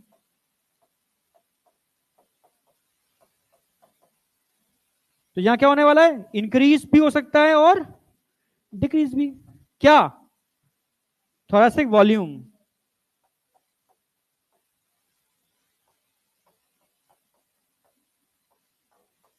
किसमें? इन एंटीरियो पोस्टीरियर एक्सिस, एंटीरियो पोस्टीरियर एक्सिस। कोई डाउट? क्या डाउट है बताओ? इसमें तो डाउट नहीं है ना कोई किसी को? पीछे वाले पैनल हटवा दें या लगे रहने दें? तुम बताओ, पीछे वाले बच्चे बताएंगे। क्या आगे वाला हटवा दें ये?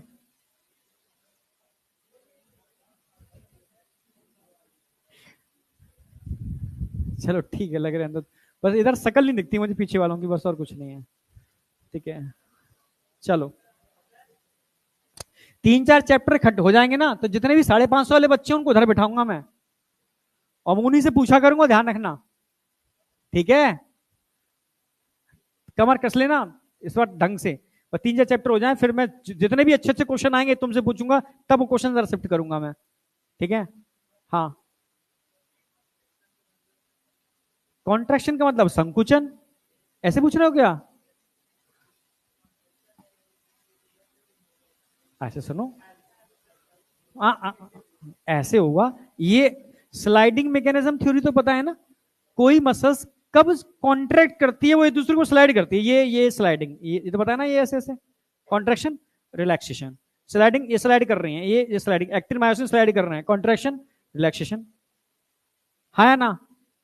ये डॉम कैसा शेप है, डॉम रिलैक्स है, अब कॉन्ट्रैक्शन चल रहा है, कॉन्ट्रैक्शन कॉन्ट्रैक्शन कॉन्ट्रैक्शन, कैसा हो रहा है कॉन्ट्रैक्शन करने पर? रिलैक्सेशन, कॉन्ट्रैक्शन, कैसा हो गया? समझ गए? यही करके देख लेना, तुमको भूलोगे नहीं, ठीक है? एग्जैक्ट यही है। कोई डाउट किसी को, किसी को कॉन्ट्रैक्ट रिलैक्सेशन में डाउट तो नहीं है? अच्छा अच्छा, मैं आपसे कहूं ये बकेट है, बाल्टी, इसमें हैंडल है, ये लगा होता है, यहां लगा होता है, यहां लगा होता है, मान लो 2 जगह लगा हुआ है, ये ऐसे लगा होता है ना, ऐसे, ये ऐसे लगा होता है ना, ऐसे, अरे हाँ या ना? तो आगे, ये आगे वाला पार्ट वेंट्रल कहलाएगा, डोर्सल कहलाएगा? पीछे वाला। तो अगर मैं सैंडल को उठाता हूं, ऐसे ऊपर करता हूं, ये उठा के ऊपर ले गया, फिर नीचे लेकर के आया, मतलब रिब्स को उठाता हूं ऐसे, फिर नीचे लेके आता हूं, तो रिब्स एक्चुअल में वेंट्रल और डोर्सल साइड में जुड़े हुए हैं ना, तो अगर रिब्स ऊपर जाएंगे तो किस अक्ष, ये एक्सिस में वॉल्यूम बढ़ेगा घटेगा? समझ में आया नहीं आया? यानी जब भी रिब्स ऊपर नीचे हो रहे हैं तो डॉर्सो वेंट्रल एक्सिस, एंटीरियो पोस्टीरियर नहीं बोलोगे, डॉर्सो वेंट्रल एक्सिस, क्योंकि रिब्स एक तरफ डॉर्सल साइड में जुड़े हुए हैं और एक तरफ वेंट्रल साइड में जुड़े हुए हैं, तो जब भी रिब्स अप एंड डाउन होते हैं तो वॉल्यूम सिर्फ डॉर्सो वेंट्रल एक्सिस में बढ़ता और घटता है। आई या नहीं आई? पक्का? तो अगर मैं आपसे कहूं कि ये वॉल्यूम जो बढ़ रहा है घट रहा है, वो किस वजह से घट रहा है, बढ़ रहा है, घट रहा है, ठीक है? तो यहां जो है आप बोलोगे एक्सटर्नल, या कॉमन बोल रहा हूं, इंटरकोस्टल मसल्स के कॉन्ट्रैक्ट और रिलैक्स होने की वजह से वॉल्यूम बढ़ रहा है, घट रहा है, ठीक है? तो यहां किसका इन्वॉल्वमेंट है?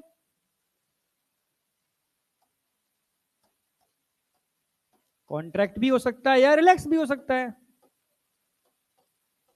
कौन? एक्सटर्नल, ये छोड़ो, मैं सिर्फ सिंपल इंटरकोस्टल लिख रहा हूं,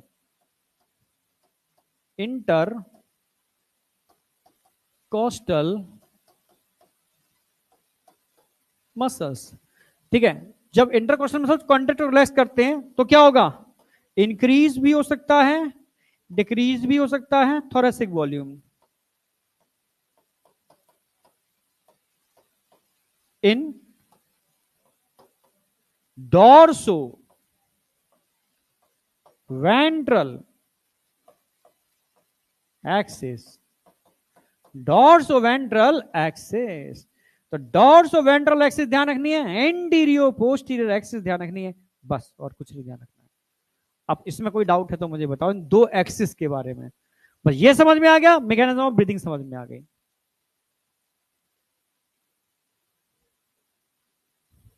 बोलो बोलो जल्दी बोलो। खाना मैंने भी नहीं खाया भाई, एनर्जी कम लग रही है? नहीं लग रही ना? हाँ, तो क्या चाहिए? फिर से बोल। कहां पर? यहां पर कोई भी हो सकता है, एक्सटर्नल भी हो सकता है, इंटरनल भी हो सकता है, ये अभी एक्सटर्नल दिखाया है मैंने, पर मैंने कॉमन लिख दिया, जैसे बच्चे के दिमाग में इंटरनल का भी कॉन्सेप्ट ना है, इंटरनल हो या एक्सटर्नल हो, यहां पर जैसे इंटरनल होगी तो वॉल्यूम इसी एक्सिस में तो घटेगा, एक्सटर्नल होगी तो वॉल्यूम इसी एक्सिस में बढ़ेगा, एक्सिस तो एक ही है, मैं एक्सिस नहीं समझ में आई, इसलिए मैंने खाली इंटरकोस्टल लिखा है। अब इंटरकोस्टल जो एक्सटर्नल हो या इंटरनल हो, ठीक है? कॉन्ट्रैक्ट रिलैक्स भी लिख दिया है मैंने, कि अगर ये कॉन्ट्रैक्ट रिलैक्स करते हैं तो उसमें एक ही एक्सिस है, dorso ventral axis. Diaphragm muscles की बात करता हूं तो एक ही एक्सिस है, एंटीरियो पोस्टीरियर एक्सिस। नहीं आया? अगर मैं यहां खाली एक्सटर्नल लिखता तो यहां कॉन्ट्रैक्ट लिखता, रिलैक्स नहीं लिखता मैं, क्योंकि उनके कॉन्ट्रैक्ट करने में वॉल्यूम बढ़ रहा है। इंटरनल होगा तो भी वॉल्यूम घट रहा है, तो बढ़ना घटना तो नहीं लिख दिया मैंने, इसलिए इंटर लिख दिया, यहाँ कॉन्ट्रैक्ट लिख दिया मैंने, ये सब कुछ आ गया इसके अंदर। अब कोई डाउट है तो मुझसे पूछो। अब सीधे मैं आ रहा हूं मैकेनिज्म के बाद सेकंड वही मैकेनिज्म के ऊपर, इंस्पायरेशन एक्सपायरेशन करूं आगे, लिख लिया। अब आपसे पूछे इंस्पायरेशन क्या होता है, तो अब तो समझ में आ गया, बाहर की वातावरण की वायु का आपके फेफड़ों के अंदर प्रवेश, नहीं आया क्या, यानी एटमॉस्फेरिक एयर का लंग्स में एंटर करना, ये है इंस्पायरेशन। एक्सपायरेशन क्या होता है भाई, लंग्स की एयर का वापस एटमॉस्फेयर में एंटर करना, सिंपल सी बात, नहीं आया क्या। और एयर का मूवमेंट हमेशा high partial pressure to low partial pressure होता है, एटमॉस्फेरिक पार्शियल प्रेशर को तो हम चेंज नहीं कर सकते, हम क्या कर सकते हैं, लंग्स के अंदर जो एयर है उसके पार्शियल प्रेशर को इंक्रीज डिक्रीज कर सकते हैं। उसके लिए क्या करना होगा, आपको वॉल्यूम बढ़ाना होगा और वॉल्यूम घटाना होगा, समझ रहे हो। और वॉल्यूम बढ़ाने घटाने के लिए आपको क्या करना होगा, आपको दो प्रकार के मसल्स बताए थे मैंने, एक डायफ्राम मसल्स और एक इंटरकोस्टल मसल्स। तो डायफ्राम मसल्स और इंटरकोस्टल मसल्स को आप निरंतर कॉन्ट्रैक्ट और रिलैक्स करोगे, क्या हो रहा है भाई, विकेट उखड़ रहे हैं सारे के सारे, बहुत भूख लगी है क्या, चलो 2 बजे खत्म कर दूंगा मैं मैकेनिज्म पूरा करा के करूंगा कि उस क्लास में मैकेनिज्म पूरी करा के आया हूं मैं, ठीक है, जिससे बराबर चलेगा, कोई दिक्कत नहीं आएगी, ठीक है, वापस आ जाओ। सिंपल सी बात है, एटमॉस्फेयर का कुछ नहीं कर सकते आप, अंदर कर सकते हो, अगर बाहर की एयर को अंदर लेके जाना है तो वॉल्यूम क्या करना पड़ेगा, बढ़ाना पड़ेगा। वॉल्यूम बढ़ाती इंट्रा पल्मोनरी प्रेशर कम हो जाएगा भाई, वॉल्यूम बढ़ती इंट्रा पल्मोनरी प्रेशर कम हो जाएगा ना, क्योंकि वैक्यूम हो गया अंदर, बाहर की एयर, वॉल्यूम कम कर दो, इंट्रा पल्मोनरी प्रेशर, वॉल्यूम कम, प्रेशर ज्यादा, एयर बाहर, इतनी तो बात है, कुछ भी यही नहीं इसके अंदर, कोई डाउट। जहां मसल्स को कॉन्ट्रैक्ट और रिलैक्स कराते हो तो वहां आप एक्टिव प्रोसेस लिख दोगे, ठीक है।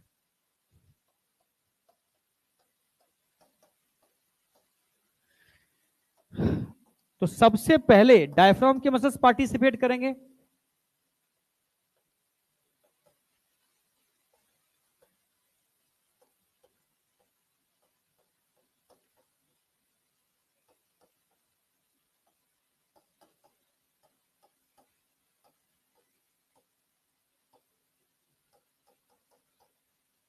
किस एक्सेस में वॉल्यूम बढ़ेगा घटेगा, क्या, एंटी,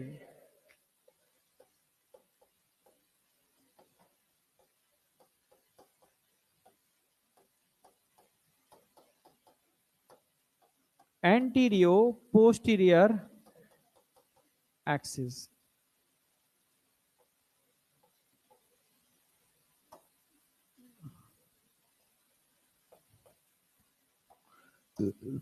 नंबर 2,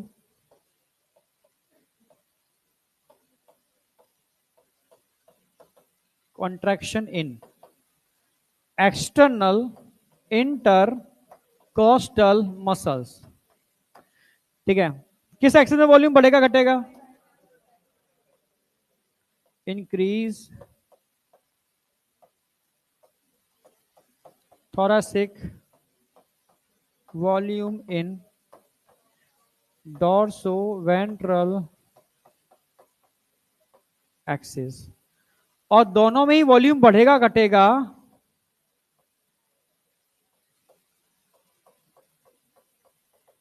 इससे क्या होगा, टोटल वॉल्यूम इंक्रीज होगा,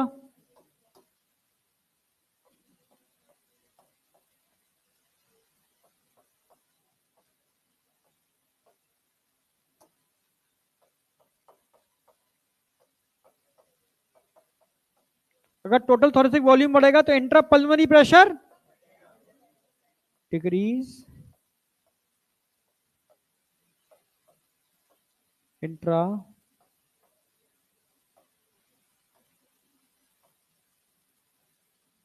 पल्मोनरी प्रेशर, और प्रेशर कम होने से एयर कहां से कहां मूव करेगी, फ्लो ऑफ एयर कहां होगा, एटमॉस्फेयर टू लंग्स,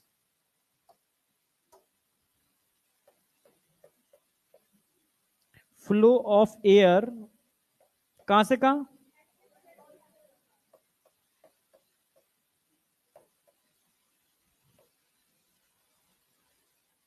इसी को क्या बोलते हैं? इंस्पायरेशन। किसी को कोई डाउट है? अब एक चीज और ऐड करेंगे, ध्यान से देखो, यहां रिप्स ऊपर जा रहे हैं नीचे जा रहे हैं? डायफ्राम कहां जा रहा है? रिप्स ऊपर जा रहे हैं तो किस एक्सेस में वॉल्यूम बढ़ेगा? डायफ्राम नीचे जा रहा है, किस एक्सेस में वॉल्यूम बढ़ेगा? यानी टोटल वॉल्यूम क्या हो रहा है? इंट्रापल्मोनरी प्रेशर क्या हो रहा है? बाहर की एयर कहां जाएगी? सीधी। इसमें कोई डाउट? यानी अगर ये डायग्राम तुम्हें दिखा दिया जाए और ये आसपास की चीजें इरेज कर दी जाए तो तुम डायग्राम से पहचान पाओगे ये डायग्राम क्या बताना चाह रहा है। बस एरो दिखेंगे, इसके अंदर कुछ भी नहीं दिखेगा। ये क्वेश्चन आया हुआ है, इरेज कर दिए, सब इरेज कर दिए, एरो दिख रहे हैं। तो एरो से समझ में आ रहा है कि रिप्स ऊपर जा रहे हैं, डायफ्राम नीचे जा रहा है, वॉल्यूम दोनों एक्सिस में बढ़ रहा है, प्रेशर इंट्रा पल्मोनरी प्रेशर घट रहा है, बाहर की एयर अंदर, मतलब इंस्पायरेशन हो रहा है। कोई डाउट? एक्सपायरेशन में कुछ करना नहीं है, जहां कॉन्ट्रैक्शन लिखा है वहां क्या कर दोगे? जो बढ़ रहा है उसको क्या कर दोगे? कॉन्ट्रैक्ट को, बड़े को, टोटल वॉल्यूम बढ़ रहा है क्या कर दोगे? ठीक है, इंट्रा पल्मोनरी प्रेशर जो घट रहा है उसको, और इस एरो को उल्टा कर दोगे, लंग से बाहर। नहीं आई? सिर्फ एरो को चेंज करना है, कॉन्ट्रैक्ट को रिलैक्स करना है, और लास्ट में एरो को फिर वापस कर देना है। किसी को डाउट है? हाँ बेटा बोल बोल। क्या चीज? देखिए ये तो क्या कॉन्ट्रैक्ट इंस्पायरेशन। एक्सपायरेशन कब होगा? जब एयर बाहर जाएगी। एयर भर कब जाएगी? इसकी रिएक्शन उल्टा कर दो। जैसे जो मसल्स आपने कॉन्ट्रैक्ट कराए थे ना, छोड़ दो, रिलैक्स कर दो उनको। करा दिया? कॉन्ट्रैक्शन के क्या कर दो? रिलैक्सेशन कर दोगे। वॉल्यूम जो पहले बढ़ा हुआ था वो क्या हो जाएगा? एरो नीचे कर दोगे, बस एरो नीचे करना है। फिर डायफ्राम की बारी आई, डायफ्राम फ्लैट था, अभी रिलैक्स होगा, क्या हो गया? डॉम शेप हो गया। तो कॉन्ट्रैक्शन इन सॉरी डायफ्राम हो गया। डायफ्राम क्या था? एक्सटर्नल इंटरकोस्टल मसल्स, ये रिलैक्स करोगे, रिलैक्स करते ही थोड़ा सा वॉल्यूम बढ़ने की क्या हो जाएगा? घट जाएगा। बस यहां नीचे करना है, नीचे करना है, कॉन्ट्रैक्ट की जगह रिलैक्स कर देना है। क्लियर है? बिल्कुल। वॉल्यूम कम हो गया, वॉल्यूम टोटल वॉल्यूम बढ़ेगी, क्या कर दोगे? कम कर दोगे। और वॉल्यूम कम होते ही प्रेशर क्या हो जाएगा? एयर कहां जाएगी? अंदर से बाहर चली जाएगी। यानी जो एयर ऐसे दिखा रहे हो अब लंग से सीधे एटमॉस्फेयर के अंदर। कोई डाउट? तो ये होमवर्क में दे रहा हूं आपको, ठीक है? डायग्राम समझा रहा हूं मैं बस। ये एक्टिव प्रोसेस पैसिव, इसको पैसिव लिख दोगे।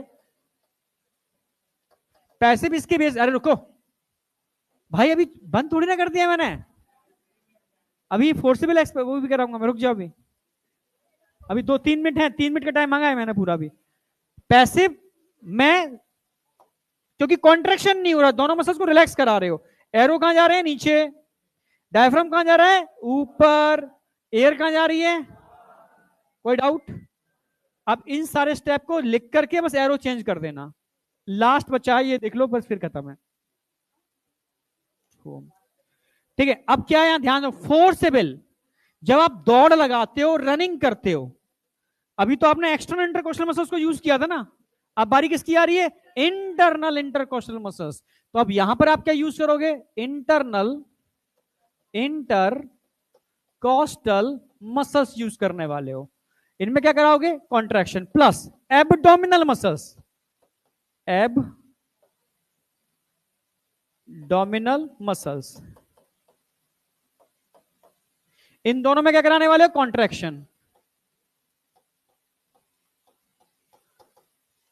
समझना। अब आप फोर्स लगाओगे, इस लंग्स को और छोटा करना ना, फोर्सेबल, तेजी से एयर बाहर निकालनी है। तो तेजी से एयर तब बाहर निकलेगी जब थोड़े से चैम्बर को और कम करोगे, हाँ है ना? ठीक है, तभी तो तेजी से एयर बाहर निकलेगी, तेजी से एयर बाहर निकलेगी। अब डायफ्राम तो पहले से ही डोम शेप है, तो ऊपर थोड़ी ना हो सकता है। तुम इतना कर सकते हो, कपालभाति करते हैं ना, कपालभाति, तो एब्डोमिनल मसल्स पर दम लगाओगे, यानी इसको दम लगाओगे तो प्रेशर कहां पर आएगा? अरे ये तो डोम शेप था, इसके प्रेशर की वजह से और ऊपर हो जाएगा ना। अरे तुम समझ पा रहे हो ना मेरी बात भाई? इसको तुम्हें थोड़ा तुम चाहते हो थोड़ा और जो ऊपर जाए, ये तो कॉन्ट्रैक्शन हो रहा है, ये थोड़ा सा और ऊपर जाए, तो अब इसमें तो तुम कर नहीं सकते, पर तुम अगर एब्डोमिनल मसल्स को कॉन्ट्रैक्ट कराओगे तो थोड़ा सा ऊपर चला जाएगा। समझ रहे ना मेरी बात? तो सीधी सी बात है, अगर इसमें कॉन्ट्रैक्शन होगा तो क्या होगा? डिक्रीज होगा, थोड़ा नहीं ज्यादा डिक्रीज होगा थोरेसिक वॉल्यूम। कोई डाउट? इसकी वजह से क्या होगा? इंक्रीज होगा, थोड़ा नहीं बहुत ज्यादा, intra pulmonary pressure. Intra pulmonary pressure. इसकी वजह से क्या होगा? फोर्सेबल, क्या होगा? Forced expiration, forced expiration. मेरी बात समझे नहीं समझे? अब इसमें कोई डाउट? इसमें तो कोई मसल्स ही चेंज हो गई। वहां मसल्स थे इंटरनल इंटरकोस्टल मसल्स और डायफ्राम, जबकि यहां मसल्स क्या है? सॉरी, वहां एक्सटर्नल इंटरकोस्टल मसल्स और डायफ्राम, जबकि यहां क्या है? Internal intercostal muscles. ऐसे याद रखो, एक्सटर्नल ऊपर जाते हैं, इंटरनल नॉर्मल से नीचे आते हैं, सिंपल सी बात। ऊपर जाएंगे वॉल्यूम बढ़ेगा, नॉर्मल से नीचे आएंगे वॉल्यूम नॉर्मल से ज्यादा कम होगा, ठीक है। और एब्डोमिनल मसल्स की आप हेल्प लेते हो, जिससे वॉल्यूम नॉर्मल से और कम हो जाता है और एयर फोर्स बाहर आ जाती है। कोई डाउट? बस आज इतना ही रखेंगे। अब रुक जा रुक जा रुक जा रुक जा रुक जा।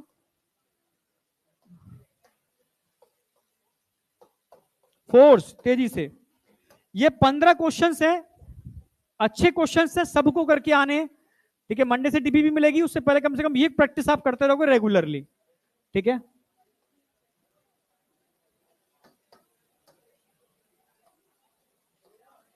कौन सी स्लाइड लगा दूं, लास्ट वाली?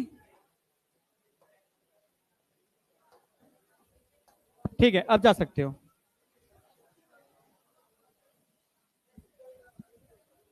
एग्जैक्ट 2 बजे छोड़ा है भाई।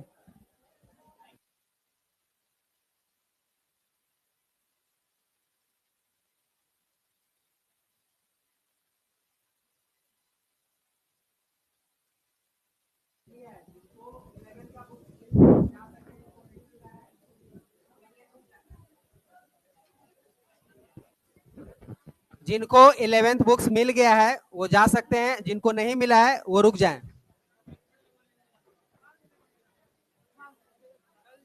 11th बुक्स, 11th, कल 12th मिला है।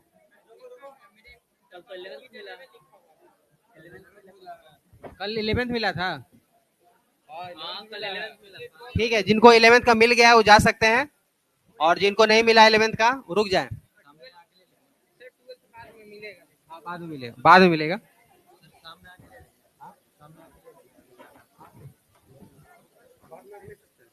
ले सकते हैं, थोड़ा सा डिले होगा उसमें। अभी अभी फिलहाल मिल रहा है प्लेसमेंट में। हाँ, 11th